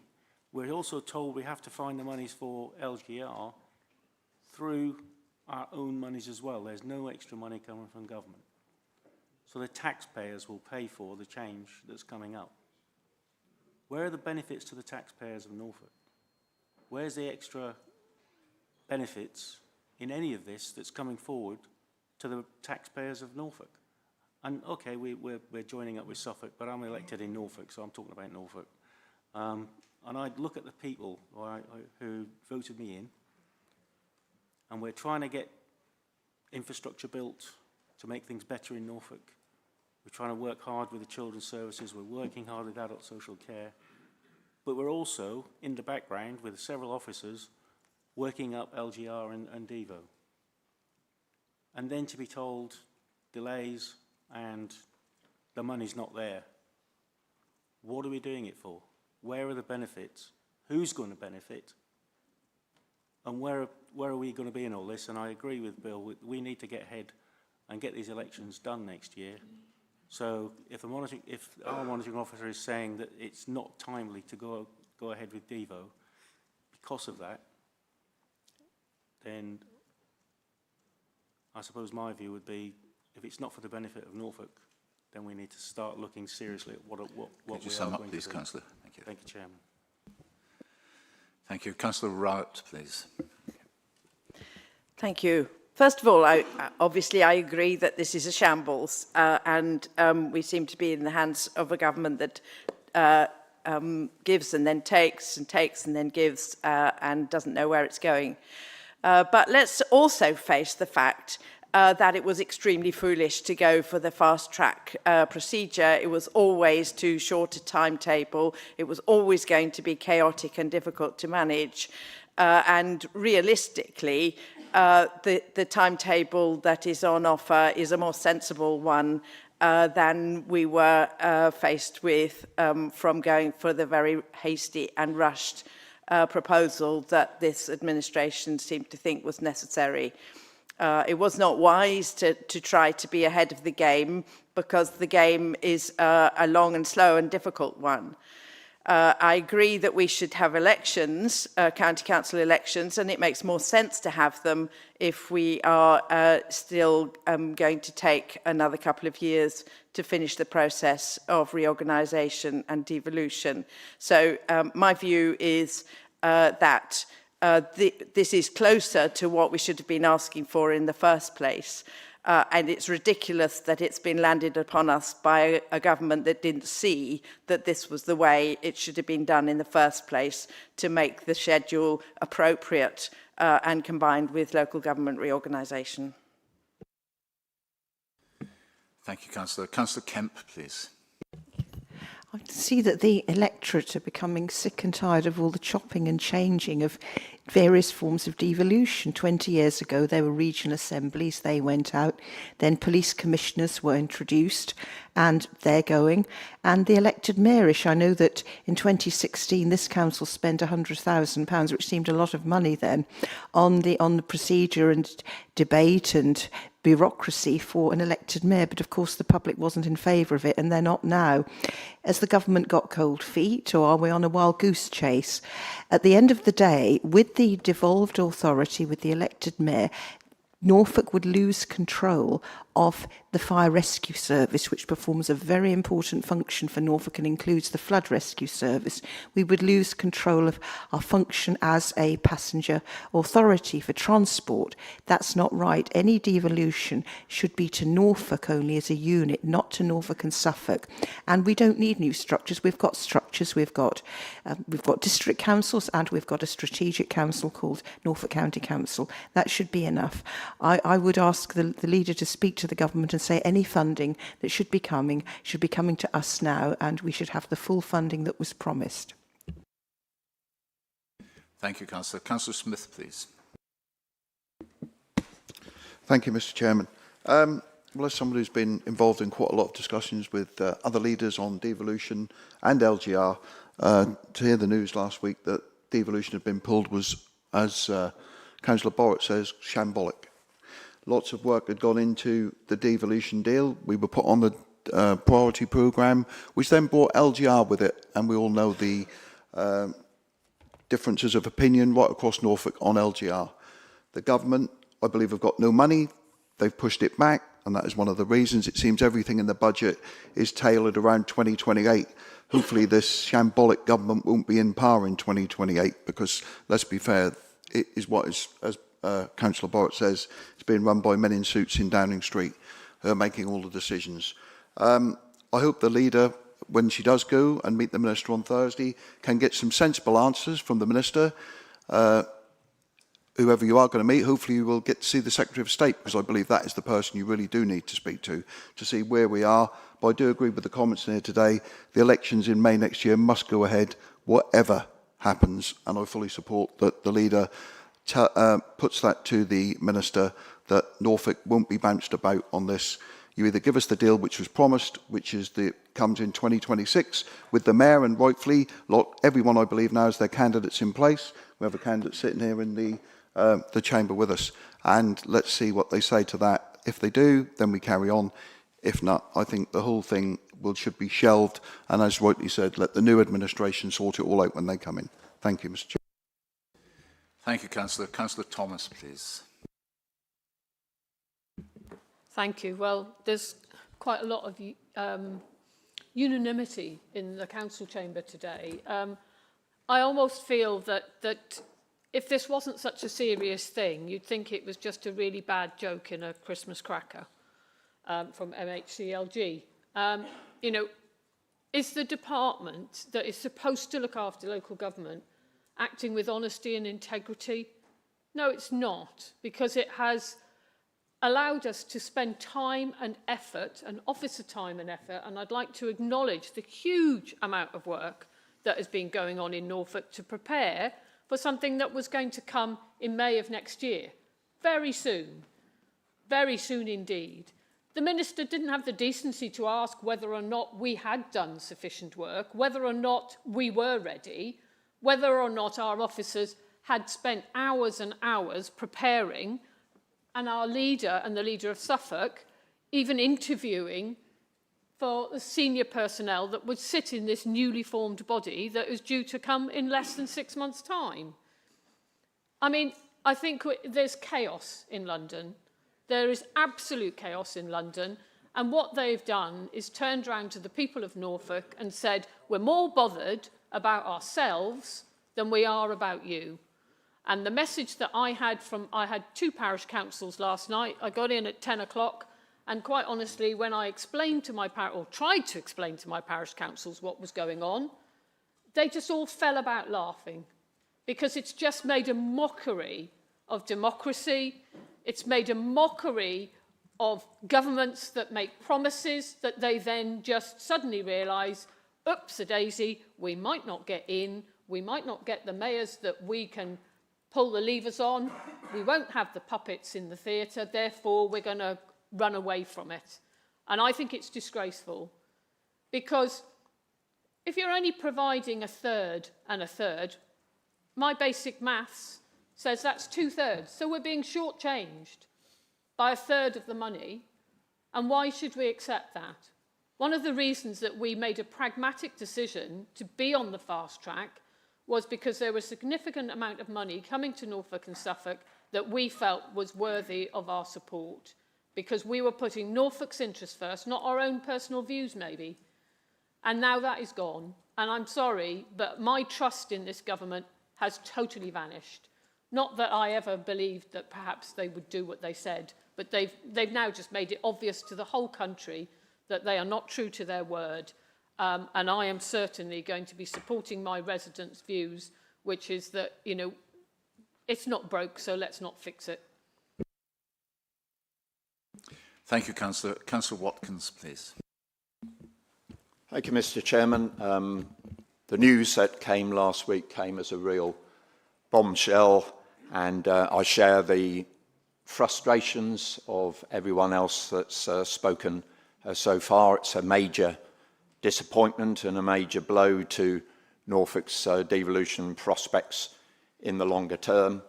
I recognise the huge amount of work that's gone into this, the effort that's been put into this devolution LGR process in recent times. And I really do hope, as others do, that something can still be salvaged from this and that devolution may eventually happen. There have just been so many false dawns over the years, one after another, I think, in all the years that I've been in politics, and it's an awful long time. I think this is now the 5th. And I'm really very worried in this situation we face now that, again, as others have said, Norfolk will get left behind. Yes, it looks as though we might get some kind of consolation prize by way of part of the investment fund, but as Councillor Thomas has said, it isn't enough, and I think we have been shortchanged. It's particularly bad news for the local business community in Norfolk and Suffolk and planning ahead for the future. And of course, it has huge implications for this council and other local councils in Norfolk and Suffolk for the delivery of services to local people. And those local people will feel absolutely let down and bewildered by all of this. Yes, it does make a mockery of local democracy. At least I hope now, if we're not going to get the mayoral elections, that we will at least get the county council elections, and the people will be able to deliver their verdict on this shambles. Thank you, Mr. Chairman. Thank you, Councillor. Just say, the following councillors have indicated a willingness to speak. That's Councillor Dark, Councillor Clancy, Councillor Oliver, Councillor Price, Councillor Ring and Councillor Adams. Is there anyone else who wishes to speak? Otherwise, Councillor Dark, please. Yeah, thank you, Chair. Can I start by thanking the leader for inviting this debate in the chamber so that everyone can have their views. I'm not going to try being party political about this, and I will start by thanking Councillor Morphew. One of my favourite radio programmes has a round in it called Defend the Indefensible, and he hasn't done that this morning. He's actually come forward and said he's as frustrated as the rest of us, so that's to his credit. I, like many others in this chamber and other chambers of councils around the county, came into this in good faith with a let's let the shock develop. Let's see where something that could be good for Norfolk takes us. Now that moved into a phase where we've had disagreements as councillors about should we have 1, 2 or 3 as options. But the reality is all of the councillors I've spoken have come into this with good faith around where can this take us? Could it be better for our residents? But I think there's probably one thing that unites us at the moment is that we really need central government to move away from hints and public statements and give us some clarity around what their side of the table looks like at the moment. Because the reality is for this, and I'll take on and elaborate on what Councillor Watkins, I believe, was saying, this has wider implications for us. This isn't just around us as councils, it's around our businesses, it's around our charities, it's around our partners, all of them suffering the destabilising effect of not knowing where this is going and the timescale. And that is wrong. I've heard many a time in this chamber and other chambers, people talking around this is the biggest reform to local government since the 1970s, 50 years. It shouldn't be like this. So, Leader, if you want my view around your constructive engagement with ministers around this, it should be the elections in May should go ahead. We and other councils in Norfolk have done everything that's been asked of us in this process. But please, can the government side sort themselves out and give us some clarity and timescales? Because that's no more than our residents, businesses and charities need and deserve. Thank you. Thank you, Councillor. Councillor Clancy, please. Thank you, Chairman. Well, I think most of it's been said. I think I do find myself to an extent agreeing with Councillor Kemp. I think she made a very valid statement. There isn't an appetite really for more government in Norfolk. People simply don't want more government. The previous system, as it was, I agree, the government were going to change it. We had no choice. The government said they're going to change it. But the reality of it was the previous system simply needed reform. It needed to be made more efficient, it needed to reduce cost, it needed to reduce duplication, and it would have retained local democratic accountability. But we now find ourselves yet again moving into some form of discussion about devolution, local government reorganisation. Many of us remember, Councillor Watkins alluded to it, it goes back to 2000, I can remember it back to 2010 and possibly earlier, when we've had at least 4 iterations of some type of reform of local government in Norfolk, all of which is costing the council taxpayer a lot of money, all of which we have to invest money in, time, expertise to actually work up these schemes. And guess what? We still haven't got anything across the line. It's been delayed yet again, with all the commensurate cost, all the commensurate uncertainty to businesses, communities, charities, etc., etc. Now, the reality of the present proposal, again, Councillor Plant and others have alluded to it, it's £12 million. Simply 6 million for Norfolk, 6 million for Suffolk. Frankly, it's no good. It's just not worth getting involved with, because all that will mean is all new structures, all new additional tier of government for £12 million. Put that into perspective. We have to save £50 million on our own budget this year. Where's £6 million going to go? Phenomenal amount of cost with virtually zero benefit to our residents. There isn't any appetite for this out there. People just are not interested.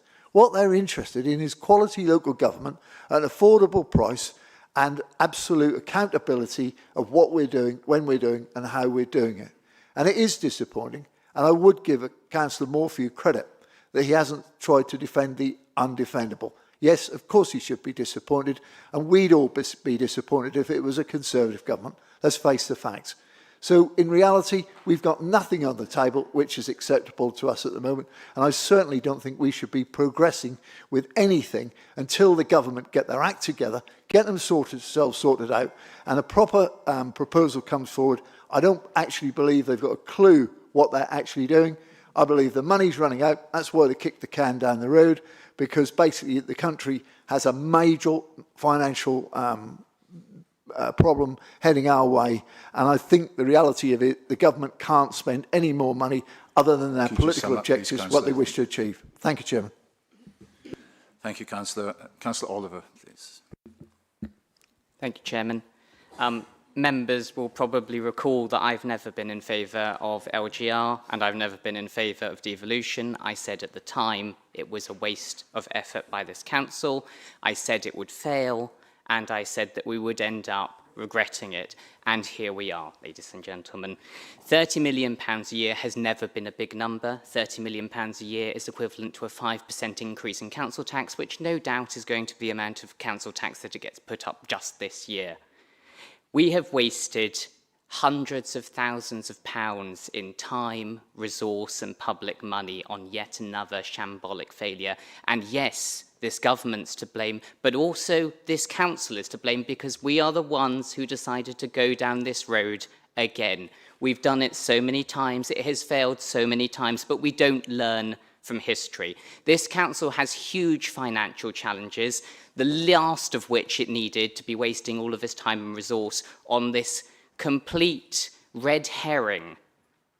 Councillor Clancy was right. What this government needs is local councils to deliver services efficiently, promptly and well to local people. No one is asking for a unitary, no one is asking for a new layer of government, no one is asking for a new mayor, no one wanted another tax put on top of their council precept already. Now, all I would say is this council is already on borrowed time. We should have left this May. Do one good thing with that borrowed time. Kill devolution, kill LGR, and give the next administration a clean slate to work with so they can start making Norfolk County Council do what it's meant to be doing, which is delivering its statutory services to the public, and stop getting involved with Whitehall. It never works, it never has, it never will. Let them do it to us if they want to do anything at all. Thank you. Thank you, Councillor. Councillor Price, please. Thank you, Chair. I reckon a statement like that a month or so ago would have lost you the whip, but that's things move quickly in politics, don't they? Anyway, okay, well, devolution, it's not a great form of devolution. It wasn't a great form of devolution. You know, we here in our Green Group, you know, we actually want to see devolution devolve to people, so that they actually have a real contributing factor to the use of that money and shape their community. And this kind of devolution is always funneling power up from the counties and down from government into a single individual's hands, as it were, which is not really accountable to the people. But everybody, every party here, every party voted for devolution, voted for the process to move forward. Every party has gone ahead and selected their candidates, okay? So nobody can turn around now in this chamber and say, oh, well, you know, there's a delay, let's not do this, or we're against this, or whatever, because that is disingenuous to the process you've actually embarked upon. Now, the government, they're ridiculous. They're a shambles. You know, this is another shambles on top of other shambles. This is an omni-shambles of government, procedure. But they lack the talent, they lack the experience, they lack the nous, they lack the insight into what they're doing. Their mantra was simply, oh well, got to get the Tories out. They're terrible. They arrive into government and they lack any substance. And people have, they've turned their back on Labour, and Labour are done for, because they don't stand for anything anymore. And, and just like all the other parties in the chamber, the Greens are ready to fight. We're absolutely ready to fight because we're the party of the left, and we're going to win, and we're going to win handsomely across the country. And Zach has that strength and that backing. And so we'll see, and we'll see what happens to the three mainstream parties. However, turning back to the overall point, I'm alarmed that the leader, because it's not on the time frame that she was quite happy to jump to move too quickly, is even remotely considering pulling out of the devolution deal. It was an unrealistic time frame, but we were assured it was deliverable from government and from officers here. We could do it, but it was completely unrealistic. But there is a lot of funding tied up in this deal, okay? So we can't turn our back on it because we now have a realistic time frame. This is not the time to play politics or give Labour a bloody nose, okay? We'll see who is here and controlling this council at the elections in May. And from the rhetoric I'm hearing that perhaps we should pull out, it sounds like the Conservatives are resigned to losing this council in May. And so because they're not going to be in charge, they want to pull out of this deal and give Labour a bloody nose on the way out. Well, I don't subscribe to that. We committed to the deal. The time frame is now more realistic. Councillor, could you sum up, please? Absolutely. We need to get behind it. We need to continue the process, even if it's slower, because the money and the powers will make a tremendous difference to the environment and to the children and the future of this county. Please. Thank you, Chair. Thank you, Councillor. Councillor Ring, please. Yeah, thank you, Chair. There's a lot of rightful indignation in this chamber today, and yes, it is a shambles. However, this hasn't been delayed because of the timeframes involved. Everyone's ready. Everyone has put the work in. We're all ready to go. This has been delayed because the likelihood of the gentleman sitting behind me becoming the first mayor of Norfolk and Suffolk. This has been delayed because the government are concerned, and I suspect so are the opposition, that a first-past-the-post method for voting our mayor will result in a reform mayor winning. So in 2 years' time, when this comes back, I suspect we'll have an SVPR method of appointing our mayor, and I would applaud that if it comes through, because proportional representation is the only way to stop the nonsense of party politics that's going on in this chamber and in the rest of the country. And by the way, Leader, the only reason that the referendum for a proportional representation put forward an AV system, and an AV system was operated in the European elections, is because it was confusing, and it was deliberately confusing so that the referendum failed. The SV system of PR is the simplest method of electing and using democracy properly. But let's just continue to follow the first-past-the-post method, shall we? Like the rest of Europe. Oh no, they don't, do they?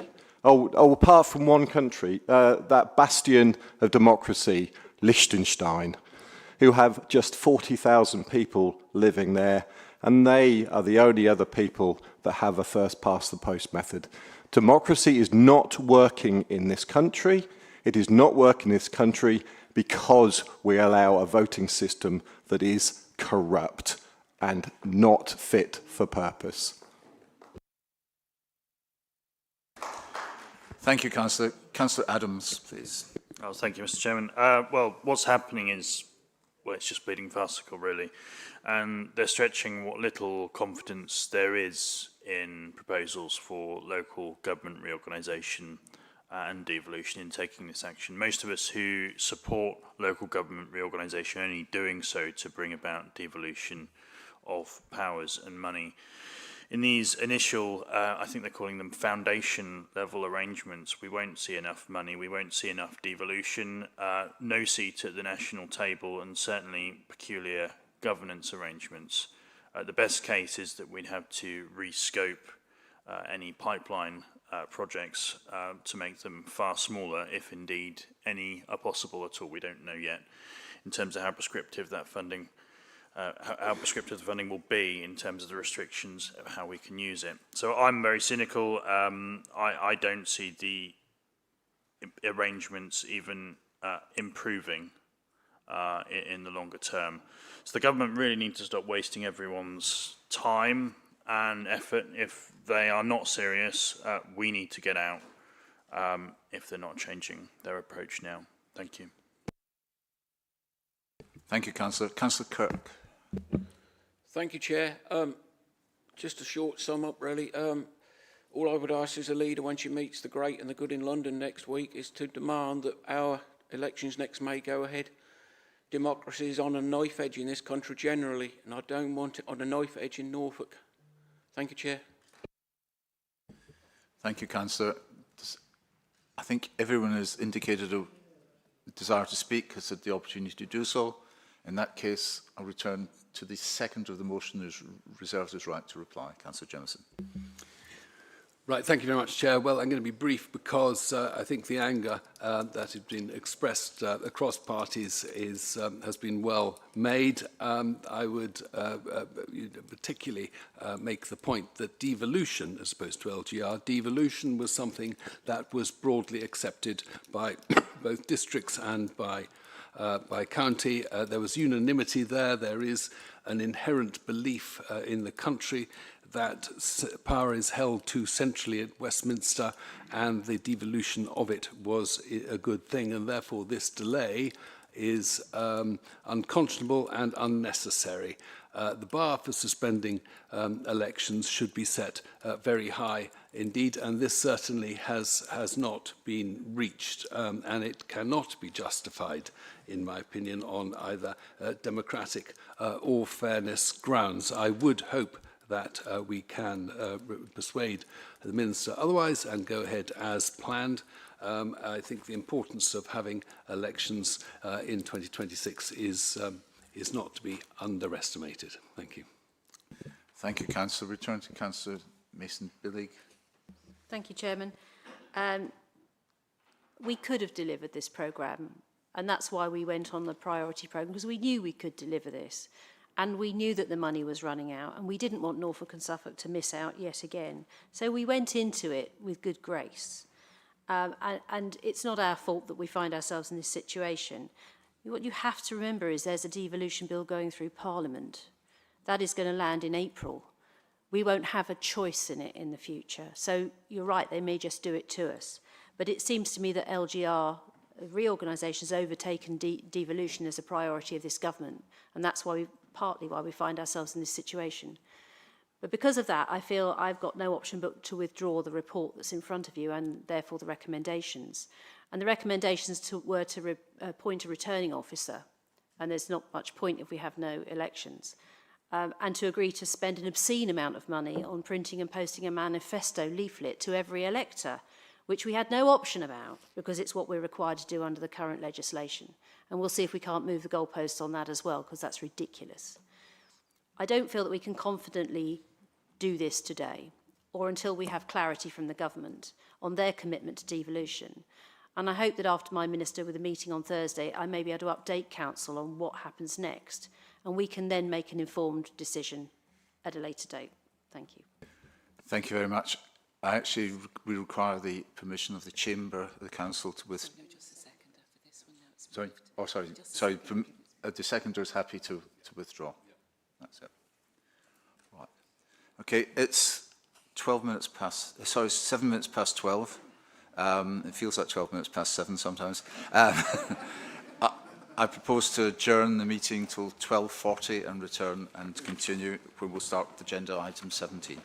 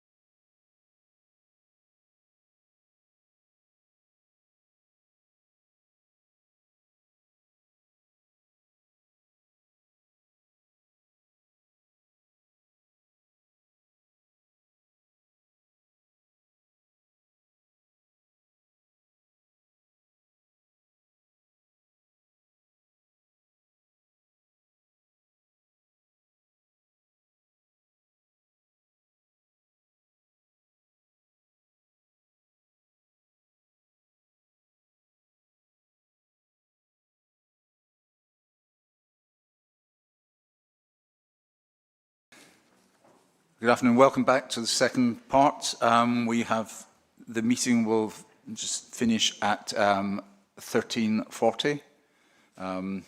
We have come to agenda item 17, notice of motions. 5 motions being submitted to the meeting.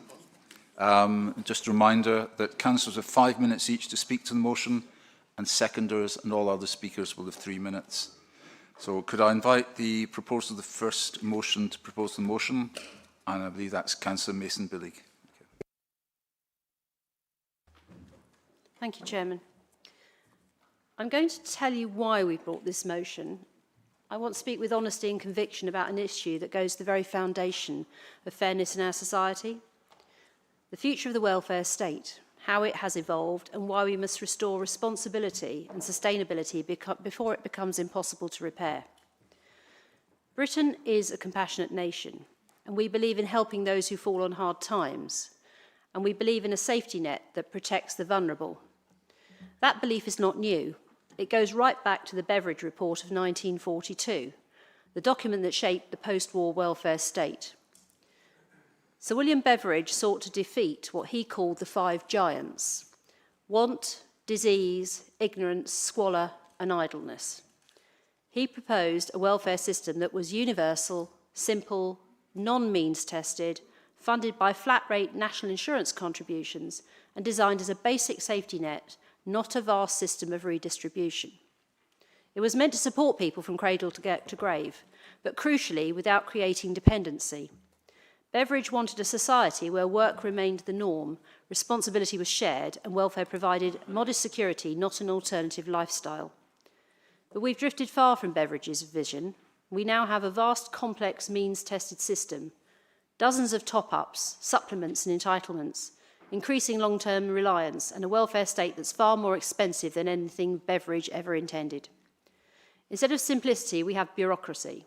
Instead of universality, we have layers of various support, we have long-term dependency. And this shift towards a system of redistribution rather than insurance reflects a modern left-wing approach that in practice levels people down rather than lifting them up. And the consequences are now on full display. The numbers speak for themselves. In 2023-24, we spent £296 billion on welfare, and that's forecast to reach 373 and upwards billion by 2030.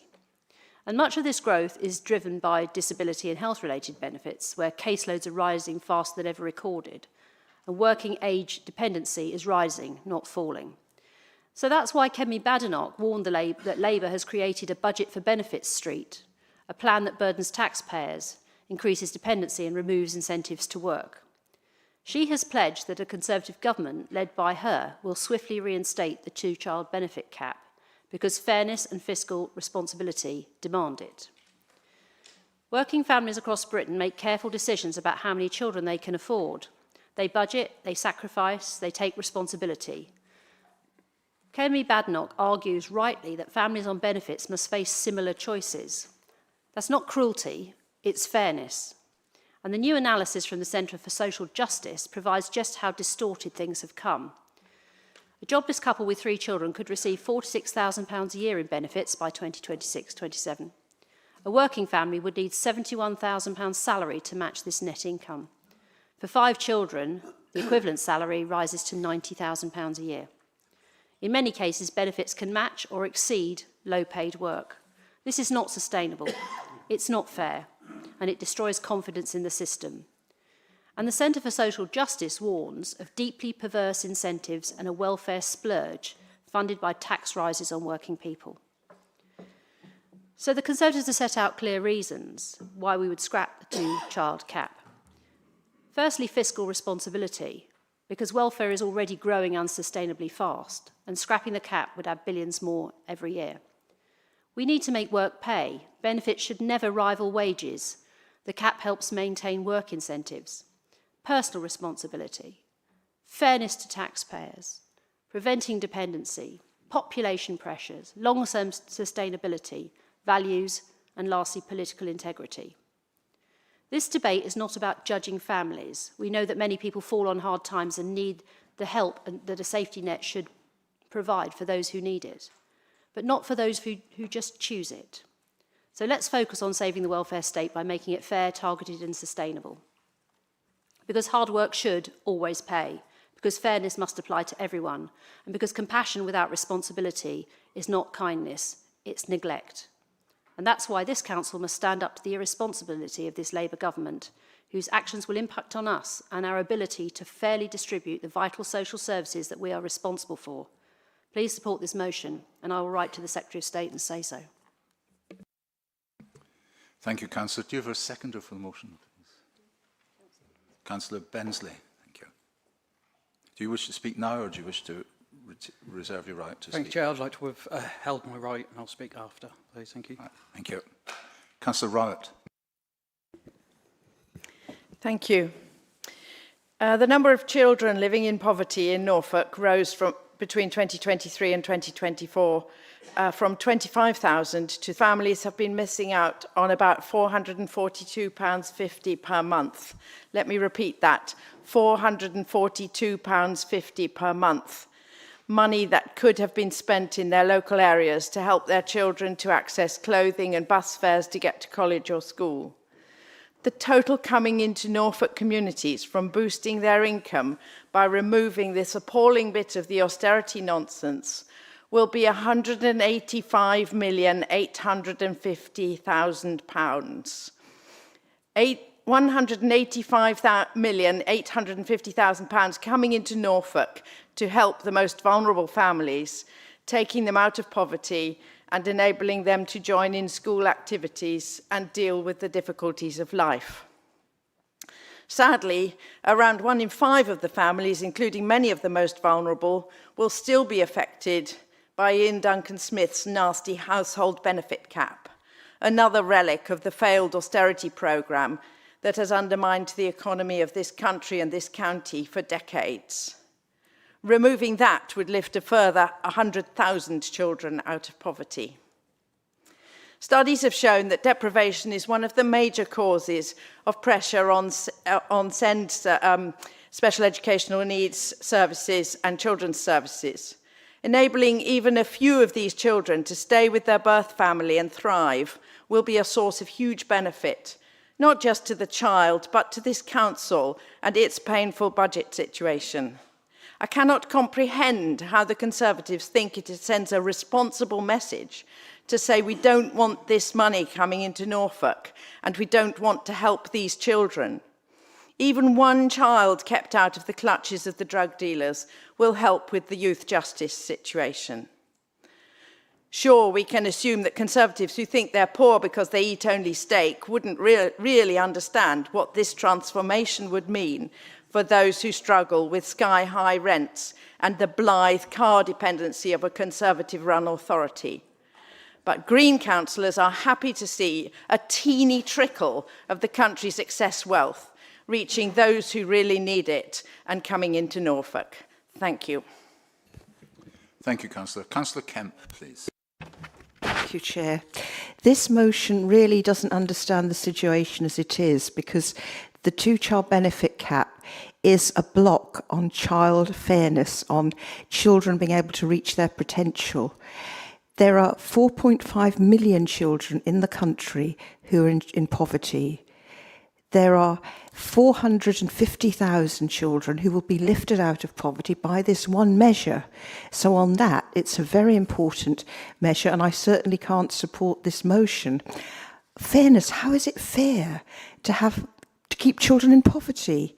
Children who cannot then achieve their potential. This has a knock-on effect for the choices a family might make over food, over housing, activities that a child won't be able to participate in. So this motion is anti-fairness and it's anti-child poverty.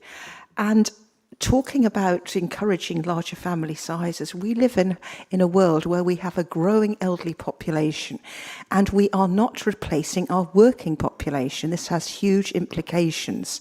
In other countries, people are rewarded for having more children because countries appreciate the need. If not, what are we going to do? Who's going to look after us when we're old? Who's going to staff the NHS and provide social care?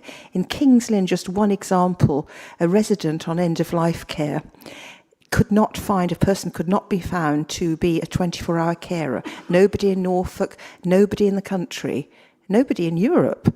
They had to fly in a very good nurse from Nigeria who was prepared to do that work 24/7 for the weeks and months as long as it took.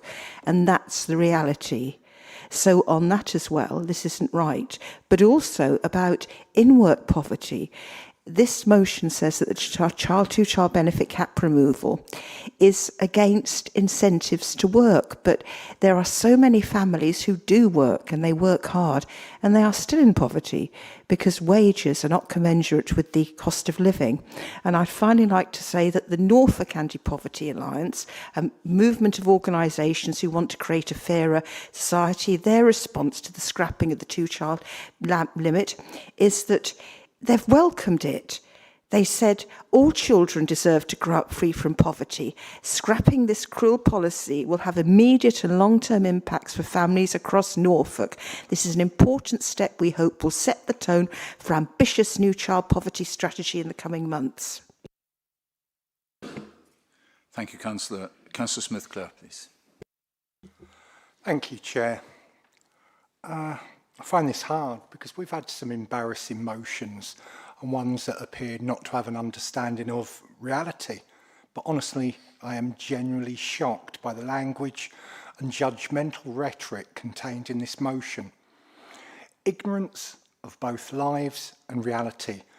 What right does anyone have to make such statements as increases long-term welfare dependency rather than encouraging work, aspiration and responsible family decision-making, followed up by removing the cap may encourage larger family size,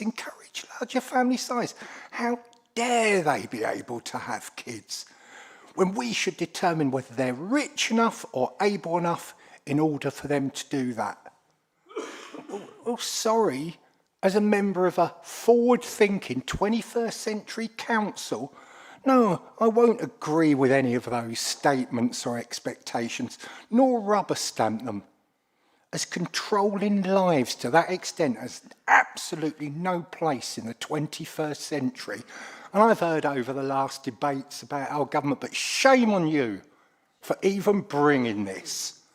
So, statistically, only 1 in 12 families in Norfolk have more than 2 children. A statistic that hardly represents a drain to the economy. We've seen other things faffed away plenty of times, but you're seeing that tiny statistic as being a drain.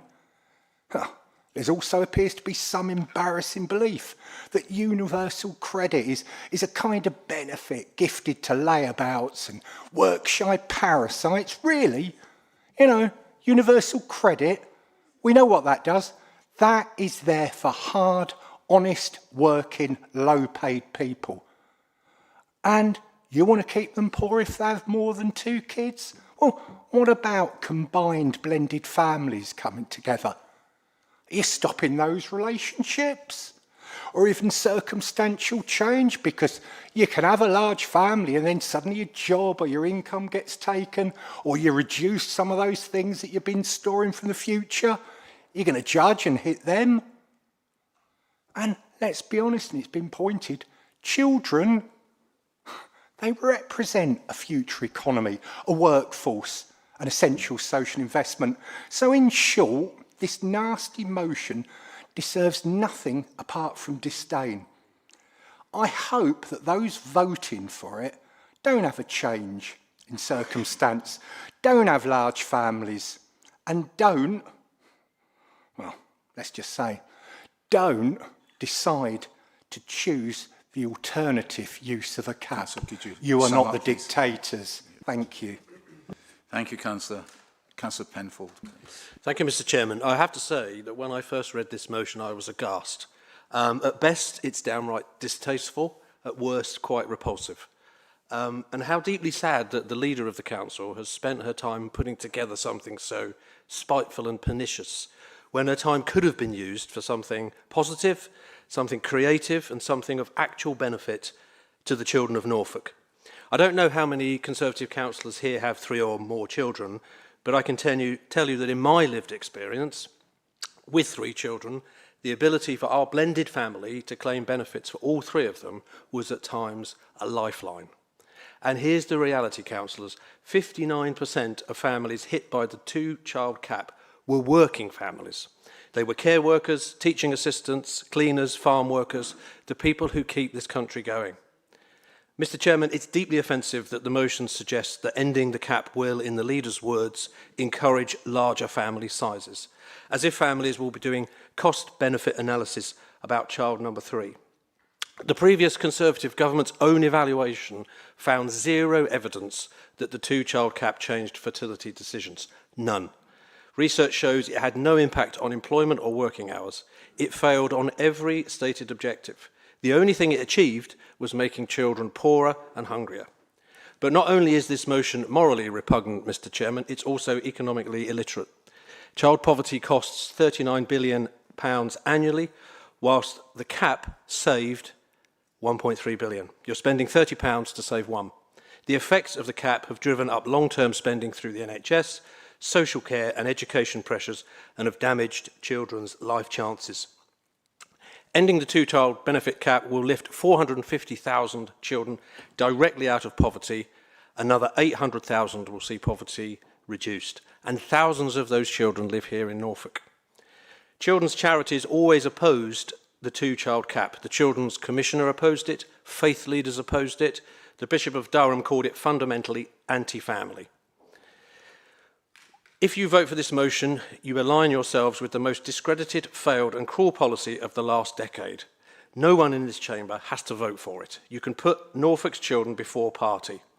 Mr. Chairman, every child matters, every single one. Their worth isn't measured by birth order, their dignity isn't diminished by family size. Their poverty is no less real because some people find their existence inconvenient. The Labour government has made the right decision in lifting the 2-child benefit cap, and I applaud it. Mr. Chairman, this motion is an absolute obscenity, and I move it be rejected with the contempt it deserves. No child in Norfolk and no child in Britain should ever be punished for simply being born. Thank you, Councillor. Councillor Neil. Thank you. Well, I congratulate the Conservative group in coming up with a motion that outdoes any right-wing rivals. When I read the shocking motion, I actually started humming the song, True Colours, and the words, "In a world full of people, you can lose sight of it all, but I see your true colours shining through." Over the 4 years I've been a county councillor, I have talked and worked with some very decent members of the Conservative group for the benefit of the Norfolk people. So I'm sure there will be some who are not happy with the direction of this motion is taking them, and maybe they'll at least do the honourable thing and abstain from voting for their group's motion. Well, the few who are actually left here. That's all.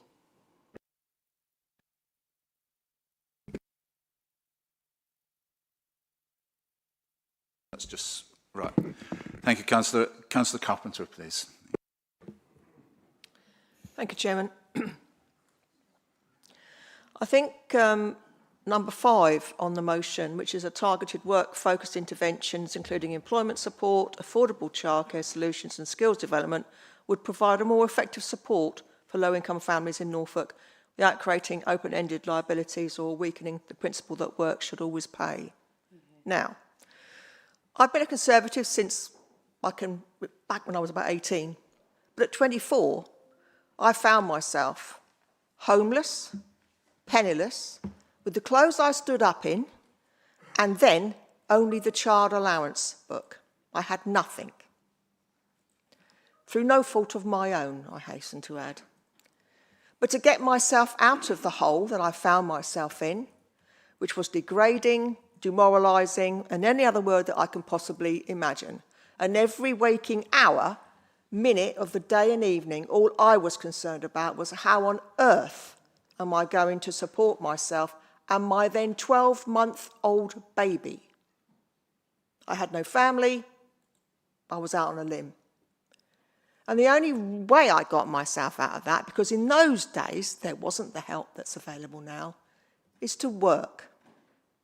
I put my daughter into nursery from 7 o'clock in the morning till 7 o'clock in the evening, and I worked in a stock control in a garage in Hampshire somewhere, I can't remember where it was. But I worked my fingers to the bone. I never saw my child. She was in nursery all the time, including Saturdays. But I got myself out of it on my own. I had no help from the state. I had no help from anybody. So for work paying, work does pay. But my God, when you're on your own, you are facing it with your back against the wall all the time. I do support this motion. And believe you me, every child in Norfolk is my concern. Thank you.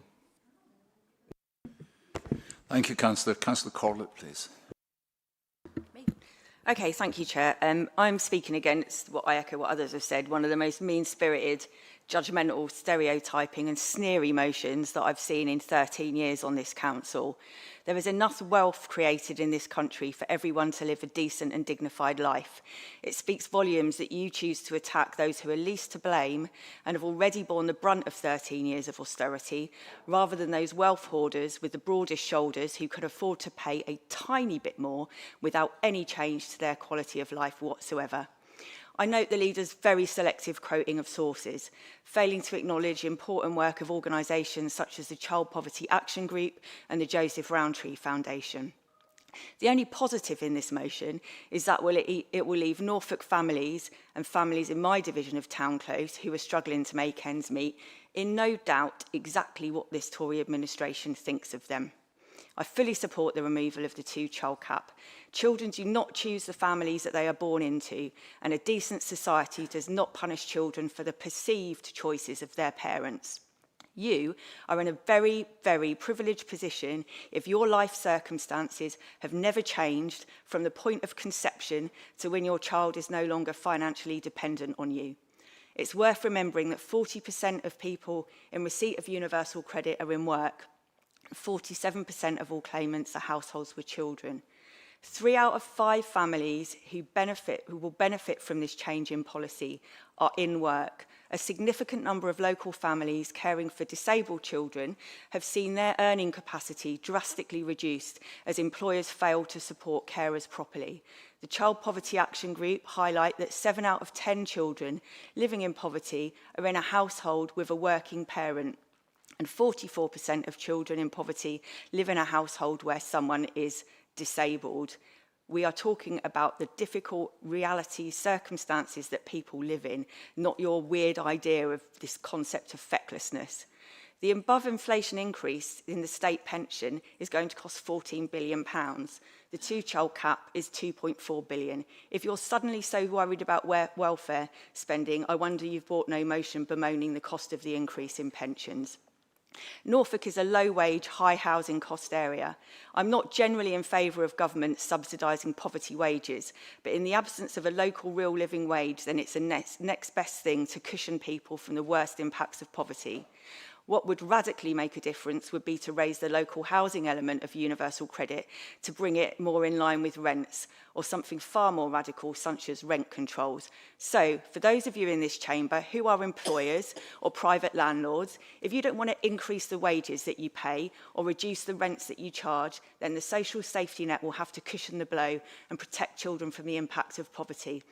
Removal of the cap is good news for this council too. If you factor in the volume of work that we see, it will save money, the amount of poverty-related casework we see in our social care services. So it's good for families, good for dignity, and it's good for this council as well.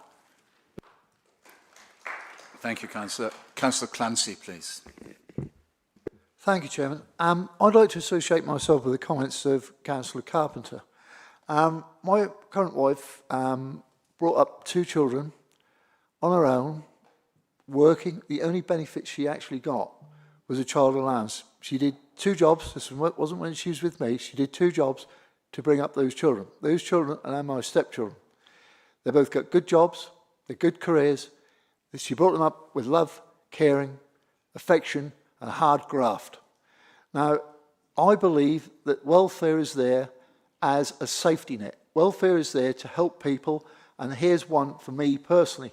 I would welcome helping people in need, people who need that help, people who desperately need help. Of course the state should be there. But we're moving to a system now where work isn't paying. We're moving to a system where welfare can and does, in some cases, become a way of life. And that's not right. Because it's not right, because the middle income earners, people, ordinary people who are doing ordinary jobs, effectively are being taxed, and national insurance with the new raising of the thresholds for payments of income tax. More and more people are being taken into the top level of tax, and they are effectively subsidising, in some cases, lifestyle for people who don't want to work. And I think we have to face this. We have to face this. In reality, there is many, many people who need help, deserve help, and should help. But that isn't everyone. And this shouldn't be a universal assistance. This should be based on an individual's needs. If an individual needs help, they should have it. And if an individual can't work through disability or problems which are not self-inflicted, they deserve all the help the state should give them. But this should not be automatic. Work should pay, and the tax and benefit system should be geared accordingly. Thank you, Chairman. Thank you, Councillor. Councillor Price, please. Thank you, Chair. Yeah, it's pretty shocking what's being proposed today. I really dislike how the Conservatives conflate work and tax, and this idea of taxing certain people to subsidise others. Okay, like Councillor Carpenter, my mum worked really hard. She grafted. She absolutely grafted to look after me and my sister. Okay, and we never had enough money, but she worked hard. She worked through the school holidays. We'd have to go to after school club. Okay, and the reality is, we live in a world, okay, where work doesn't pay. Okay, and that is through the ineptitude of the government's, fouling the economy, and that private sector wages have not kept up. Okay, and people are working. They're working really hard. Okay, but it doesn't pay enough. The child benefit that my mum received was a tiny amount of money, okay? But that for me meant I had lunch money and I had bus fare to get to school, okay? That helped me, have a full belly so I could concentrate at school, and be there on time, okay? And help me get those small opportunities. So, the fact that you're bringing this right before Christmas, when parents are sitting there making, really tough decisions about being able to buy gifts for their kids, it just shows such a lack of empathy for what people are experiencing. Straight after this, okay, we've got the Save the Children's concert happening, right? And you're literally taking money, you want to take money away from people with children. You also live in a world, okay, where you are, okay, having larger families and anti-immigration.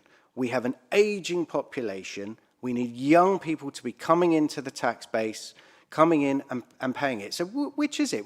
Are you just trying to tank the country? You're just trying to sink us? Where is the foresight?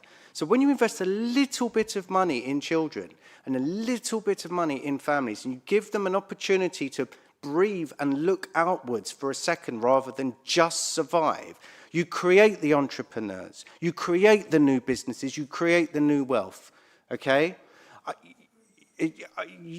What are you doing? It's disgusting, all right? Just pull the motion. I think all the opposition councillors should just walk out before the vote. It's disgusting, okay? Merry Christmas. Thank you, Councillor. Councillor Jimmerson, please. Thank you, Chair.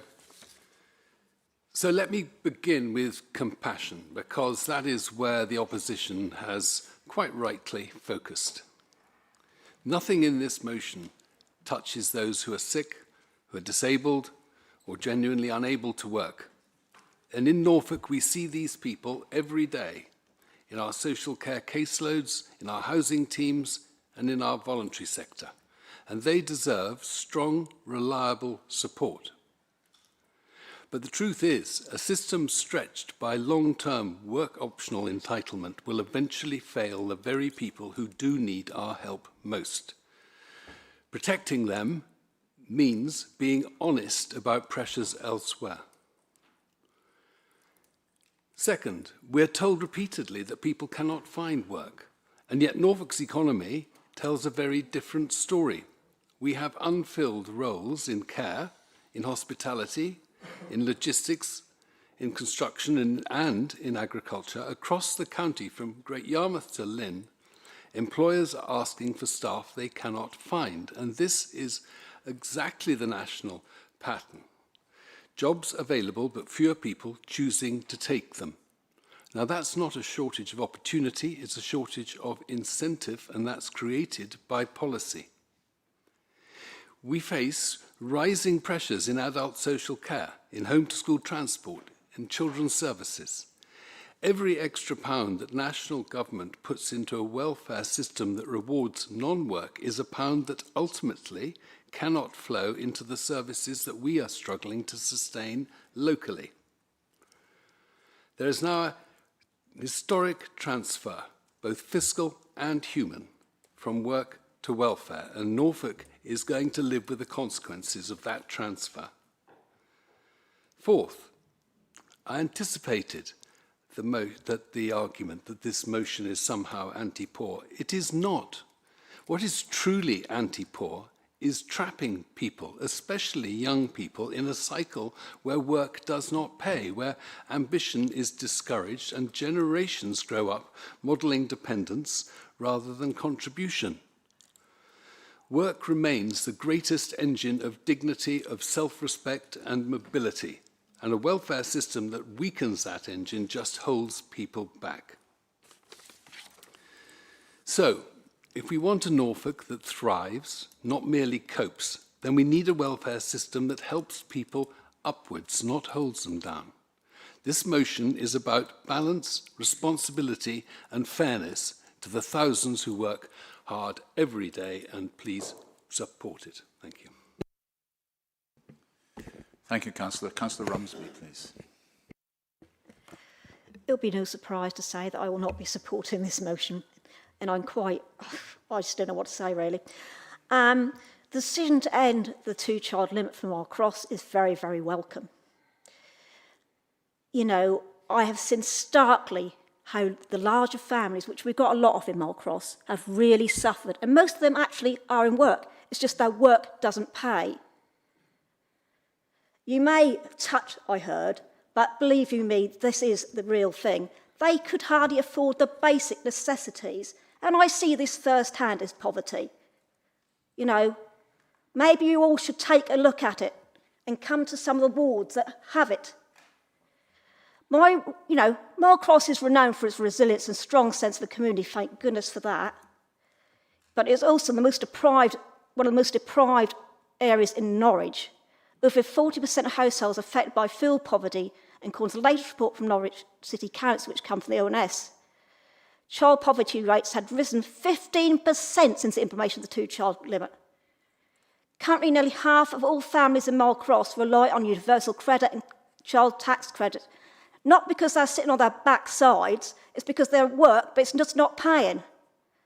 And to talk about, Malcross Primary School, it nurtures people to have inspiration to get on in life. It doesn't take them down.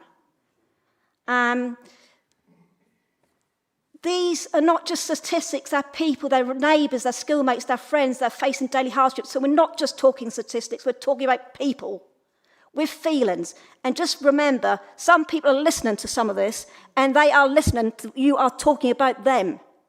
Communities across this country have similar challenges that also benefit from this decision. Ending the two-child limit represents more than a policy change. It marks significant steps towards justice for families who have shouldered unfair burden for far too long. The compassion and determination of Malcross rents really has inspired me over the time, as I've seen it for myself. A family person said to me the other day, I now can have my heating on and actually afford food at the same time. I'm sorry for getting angry, but it just gets so damned emotional because I can see the people. It will relieve much of the pressure currently placed on families, community goodwill, the third sector and charities, all of whom are shouldered this responsibility with extraordinarily little funding. And we put too much on charities nowadays. Let's work together to build a society where every family and communities like Norfolk access to fairness, compassion, which seems to be gone here, and real opportunities for a better future, which I can assure you, Norfolk Primary School actually tries to install into their children. Thank you. Thank you, Councillor. Councillor Walker, please. Yes, thank you. I wasn't going to speak on any of the motions today, but I have to say, in my 29 years on this council, I've heard some good ones, I've heard some bad ones, and I've heard some damn right ridiculous ones. And this one, I think, tops the league. I won't be supporting it because, like Councillor Rumsey, I represent an area of high deprivation, and people do go to work, they do try to fend for themselves. The children are not to blame. And I would say this, Penny. You say you did what you did. Okay, you had health, you had education and opportunities. How dare you even personalise your life to this to decide on everyone else's circumstances, their health and their future. And this morning I sat here wondering who would be the Grinch that stole Christmas. Well, I found her, and that is the mover of this motion, and shame on you. Thank you, Councillor. Councillor Shires, please. Thank you, everybody, from the floor. Can you all not see how perverse this is? You're sat on the bench in Christmas jumpers, talking about how families who are really, really struggling can struggle in a different way. It's absolutely disgusting. I cannot believe that just before Christmas that this was the priority of the administration. And I feel that this is absolutely something which we can all unite against. It's disgusting. It is absolutely disgusting. So when I leave this meeting, I'm going to go back to my community pantry, where Councillor Penfold and I are very proud to be trustees. So I'm going to use the opportunity to shout out to the Nourishing Norfolk Network for all the work that they've done to make sure that people can afford to eat. They've had to do that outside of everybody else. But these are working families that we're supporting. These aren't people who are sitting idle.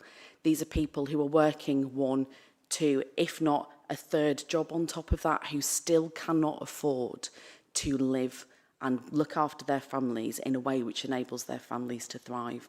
This motion is absolutely appalling, and you should be withdrawing it now in this meeting. Thank you, Councillor. Councillor Shipley-Sexton, please. Thank you. Councillor Mason-Billig talks about how benefits could pay better than low-paid work. How about we pay people better? This feels like the real issue in this debate. We talk about how work pays or if it doesn't pay. Maybe people should be paid better. Costs have gone up and they've not been matched by wages. You talk about compassion without responsibility, but children are not responsible for being born. Why are they forced to live in poverty for the mere act of existing? For them, we need to have compassion, but ethical arguments about doing the right thing for Norfolk residents don't seem to warm the coals of Scrooge's heart this holiday season. If you wish to talk about fiscal responsibility and you want to support independence, then time and time again, the best investment, the best preventative cost-saving measure is investing in children. Investing in their early years ensures they grow up to be happy and healthy, leading to happy and healthy school children, able to grow up and be productive adults. Again, this is emblematic of one rule for them, those who can and seemingly do what they wish without no judgment, and another for us, those people who work hard and, heaven forbid, have 3 children. Again, this is fundamentally entrenching inequality within families in the eyes of the government and their worthiness to live in safety and stability, and within societies it forces and pushes and keeps people in poverty. There are so many comments about people needing to work and not working. As Councillor Jameson says, it is a valuable source of independence and dignity. And we have seen again that when people are given the opportunity to work, the majority of people wish to and do so. As Councillor Carpenter says, work pays contradicting and seemingly contradicts her colleague, Councillor Billig, who has pointed out that work isn't paying. It hasn't been. We've stopped calling it a cost of living crisis because it has become normal. We have wealth inequality now in this country that is worse than before the French Revolution. And with all this talk about work and who works and who doesn't and who's worthy of support and who isn't, you know who is punished by this policy? Children who can't work. They're unable to work. So why are we talking about work when every child deserves to live in dignity, in safety, go to bed with full stomachs, and go to school happy and ready to learn? And frankly, even if their parents would rather live on benefits, why are they being punished for their parents' actions? They still deserve to be safe and happy and healthy and have the opportunity to grow up and be productive members of society. They cannot control this. And they are being punished, so why can we not let them be? They deserve to go to school with full stomachs and go to sleep in warm beds. They should not be punished for existing, which this policy does. It forces them to bear the brunts of society and bear the burdens of this economy before they are too old to understand what any of those words mean. So you should retract this motion, you should withdraw it, and you should take a long, hard look in the mirror about why you're punishing children. Please. Thank you, Councillor. Councillor Morphew, please. Thank you, Chair. And yes, of course, I'm going to be opposing this as well for all the same reasons. But rather than go for too many of these kind of learned think tank responses, let's go for a learned, what Martin Lewis had to say about it. Now, we all know who Martin Lewis is, and he says, to those saying comments like, oh, good, more money for those who contribute nothing, check your facts. And this is something which the Conservatives seem to have omitted. 40% of universal credit claimants are the working poor. So you're not talking about people who are deliberately not working, which seems to be the universal approach that has been taken as part of this motion. Others are carers, have disabilities or illness, and some who don't work want it. A little more compassion and a little less judgment wouldn't hurt. There's no evidence that it encourages larger families. There's no evidence that it would work in terms of those who may, and there may be a few, deliberately avoid work. And there's no acknowledgement of the fact that there are working poor. Now, I represent a disadvantaged area too. You're making up a world which doesn't exist where I live, in Marlcross and any number of places, in Yarmouth and other places. It's just not that way. It just really isn't. Instead, what you're doing is sitting around, and a number of you are wearing Christmas apparel, nice Christmas jumpers, and voting to say it's all right to leave kids in poverty over Christmas. And you're really going to vote for that? Thank you. Thank you, Councillor. Councillor Dark, please. Yeah, thank you, Chair. Just a couple of quick things. Just wanted to pick up on Councillor Neal's comment about true colours. One, to show I'm listening, and two, I like the reference to Cyndi Lauper. In terms of this, I really respect the views of every councillor that's put their view forward in this chamber today, from all sides of this debate. I'm going to go off on a bit of a tangent here, is that I fully respect those views and their lived experience that's come out, people's beliefs and the views of their residents, because each of you as councillors know your residents better than I, so I'm not going to take view on that. But we all knew this emotive, thorny motion was coming. It was published in the papers. And I find it a bit concerning that there is no representation from the independent group or the reform group in this debate, on either side of it, including a mayoral candidate, on something so important that we knew was going to be in this chamber. And so for me, it's not only the voices that are being heard, the views that are being heard, and the true colours. I hope those residents looking in, that are going to be going to the polls hopefully in May for this council, start questioning, well, what were those people's position on this? And why didn't they turn up for such an important debate? Thank you. Point of order, Mr. Chairman. There are two members of the Independent Progressive Group in the chamber. Yeah, I think my understanding was it was the independent group, not yourselves. Thank you.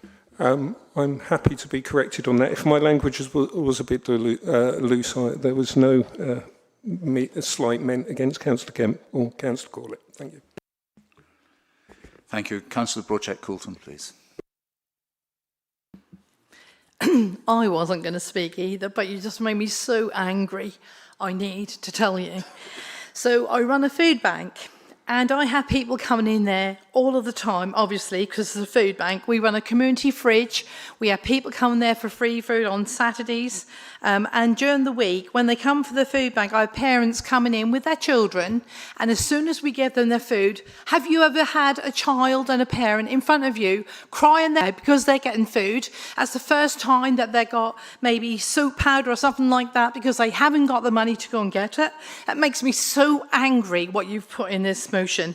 I don't know how you even sleep at night, you lot, really, honestly. I mean, have you ever been to a food bank and actually see how some of the poverty-stricken people come in there? It's just absolutely disgusting. And me myself, I was a single parent with 3 children. Have you ever been outside a Tesco's or someone like that, got £3.50 in your hand and got to go in there and try and find a meal for your family at night? No, probably not. Anyway, sorry, that's all I've got to say. Thank you. Thank you, Councillor. Councillor Long, please. Thank you, Mr. Chairman. Like everyone who's spoken thus far, I probably wasn't going to. This is about ethos, and there is a difference between the way that the movers of this motion, supporters of this motion, think to those who don't support this motion. And that's a political divide that's been there for an eternity. And the point, as I see it, is the person who works hard for a living and does their very best, but they talk and they say, well, we just can't afford to start a family at this point in our lives. And I've been there. I made that choice with my wife. We at one point we thought we couldn't afford one of us to give up work and have a family. And I expect everybody, every single person, unless they are, wealthy of their own, of their own making or through inheritance, they all have that thought. How do we decide to start a family, and how do we fund the fact that one of us maybe won't be able to work for a period of time? And I believe, genuinely, that you don't help by taking money off those people, more money off those people who are making that conscientious choice, and just give that money to those who didn't take that conscientious choice. They just chose to have a family. Now, I say chose to have a family. I think everyone decides whether or not they want to start a family. Sometimes families happen through mistake, let's say, but everyone conscientiously decides that they want to bring children into the world. And if that's the case, why should everybody else pay for your decision? That's the ethos that we're talking about. And actually, if there was no child benefit at all, and everybody's taxes was less because they didn't have to fund it, then you would be in a different position financially when you come to make your decision. But we're not in that world. We're in a world where people's taxes generally go up and up and up, and there seems no end to it. And for everybody that made a conscientious choice, they will then feel that they are being done to. And I get that there are people who are in desperate need. And you say, why are these people in desperate need? Why are there people coming to food banks when we've had a welfare state system with benefits and allowances since 1948? Why is that still the case in modern Britain, that we still have people on benefit? And there are people who absolutely cannot work for a living. and there's those that perhaps should be. And if they were, work has to pay and work has to be right. And I get where people are coming from who've spoken against this motion and feel that needs to be the case. However, there comes a point where the system cannot cope anymore, and I think that's where the country's got to. And so I will be supporting this motion. It's national politics, it's not local politics, but I get that it will make a difference to people in Norfolk that they're suddenly getting extra benefit for their third, fourth and fifth, sixth Councillor, could you sum up, please? But it's not fair that the person who's chosen not to shouldn't have to pay for it.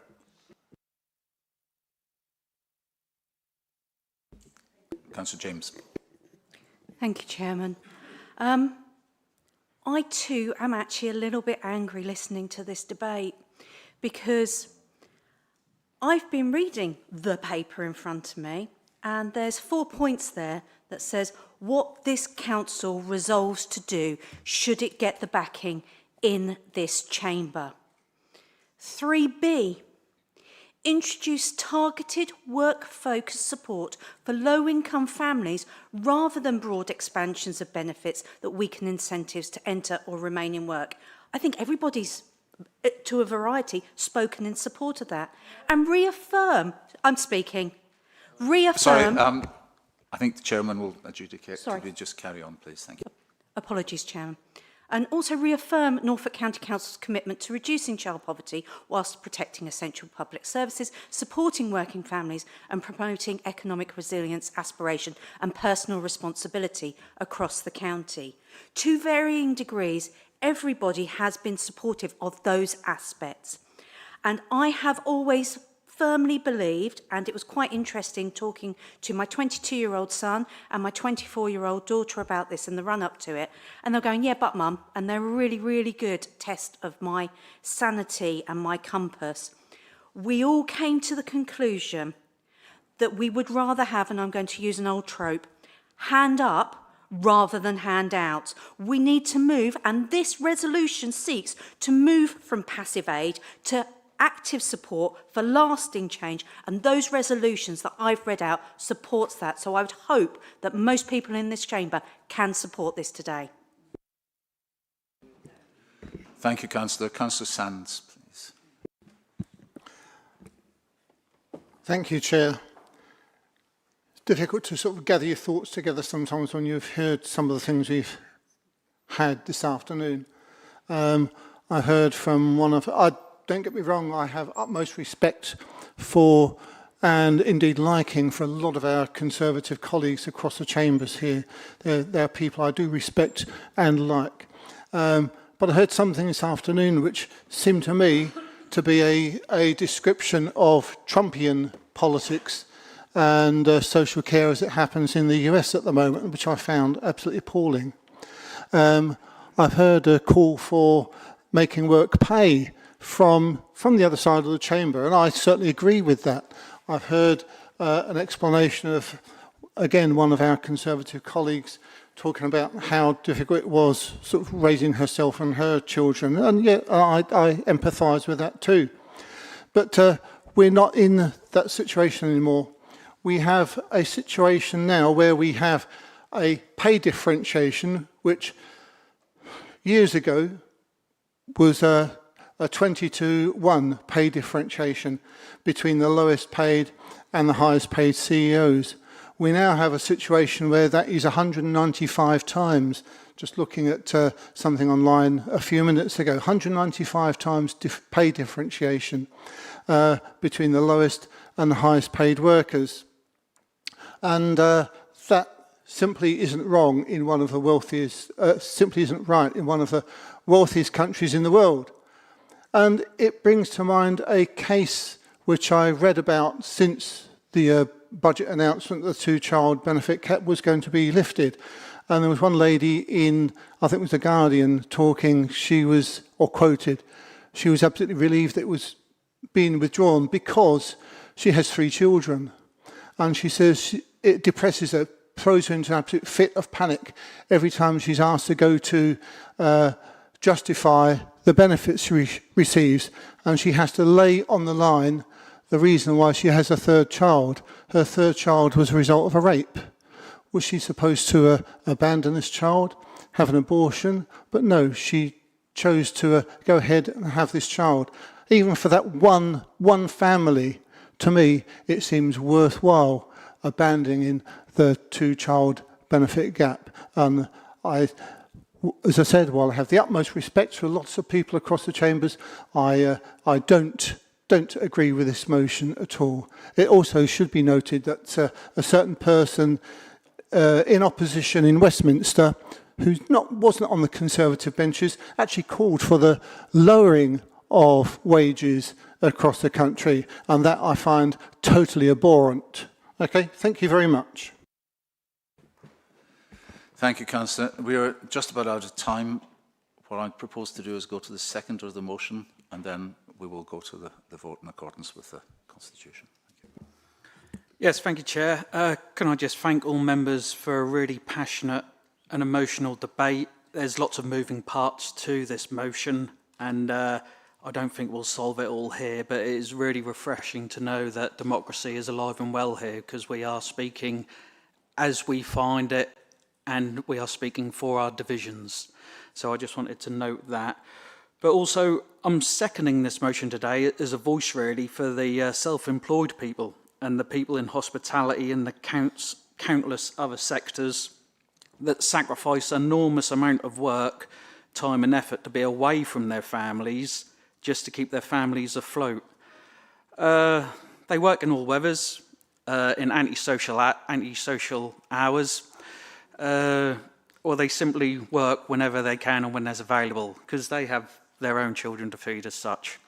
But thinking about bricklayers and every other trade that get up before dawn, working outdoors in every season, putting in serious graft to provide for their families, do they get up sometimes and think, why do I bother? I don't know. You'll have to ask them. But what some people do think is the system is unbalanced, and that is something that we have, as a society, have to address, I feel. If they're fortunate enough sometimes as well to afford a family holiday, then they get fined for taking it. Why are we as a society punishing hardworking families? It feels, as I said, incredibly unbalanced when in a situation like that, truancy is the real issue.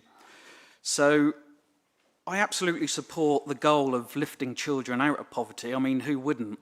But the safety net is there for something we all need at times and for emergencies. But it shouldn't really come to outdoing, and I begrudge and I take concern of how I pronounce this. It shouldn't be a better lifestyle than not working or working, if you know what I mean. There has to be balance. And I just feel at the moment the system is out of balance, and we're talking about lifting children out of poverty, but something that they do sometimes, or what Rachel has done down in Westminster, is really lifted the adults out of responsibility, and that is sometimes, I'm not too comfortable with that. But thank you, Chair. Thank you. I'm advised with 2 minutes to go. Chair. I will return to...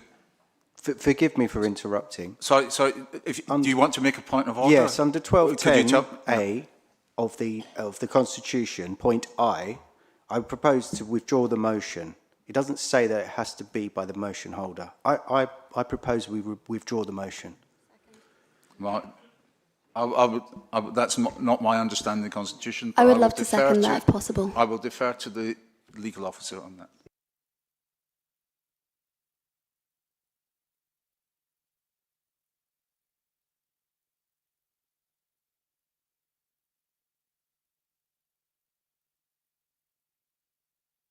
.1210AI.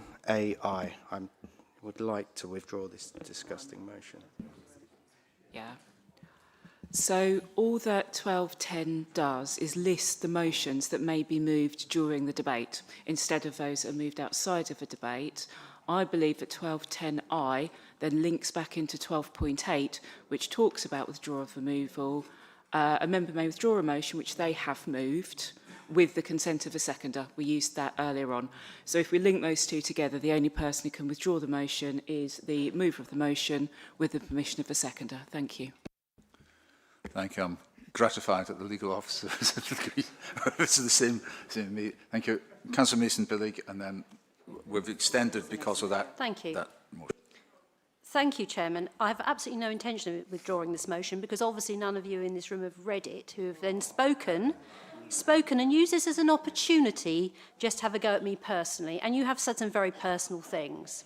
I was actually one of the founding members setting up my local food bank, and I'm very proud of it indeed, and it's still operating very successfully. I was also a single mother with 3 children who had to go out to work because my circumstances changed, and I would expect anyone finds themselves in those sort of situations to have a safety net, which is exactly what this is talking about.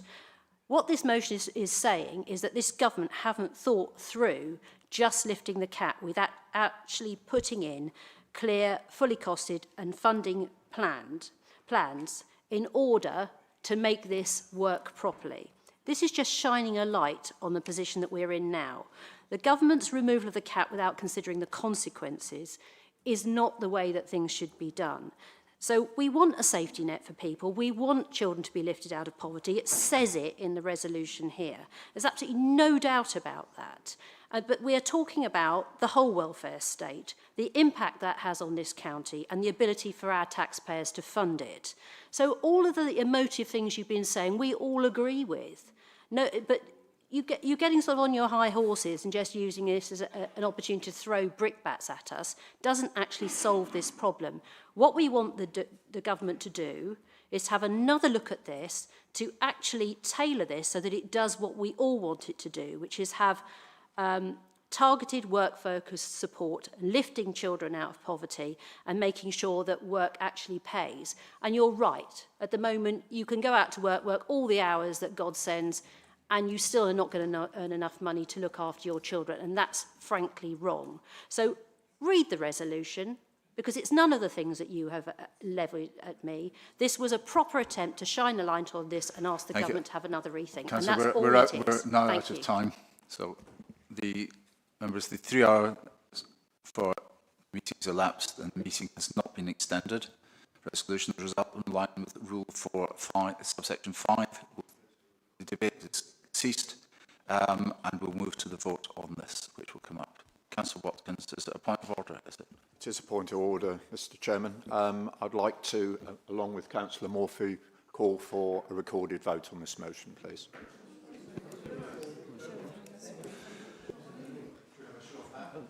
Chair, aren't we, as we're in the closed session anyway, doesn't it automatically become a recorded vote? All the votes, IT will set it and it will be recorded over, yeah.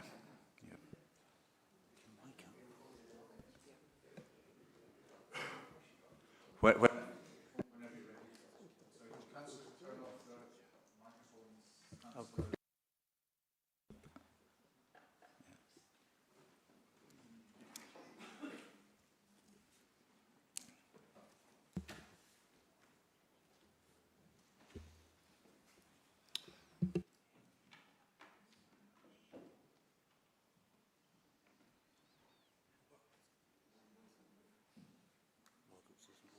right, okay.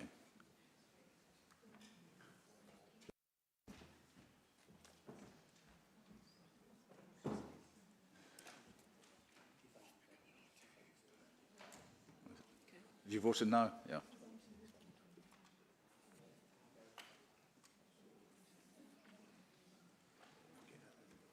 Right. I understand everyone has had the opportunity to vote. The results will scroll through.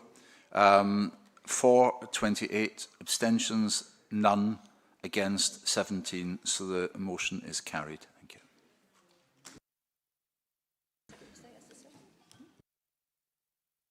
I'll let these scroll through and then we'll move on to the next part.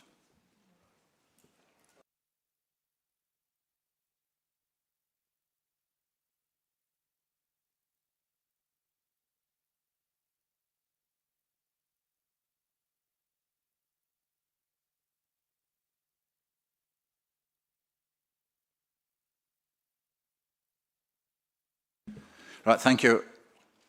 So we've now moved to the part of the meeting where all remaining business,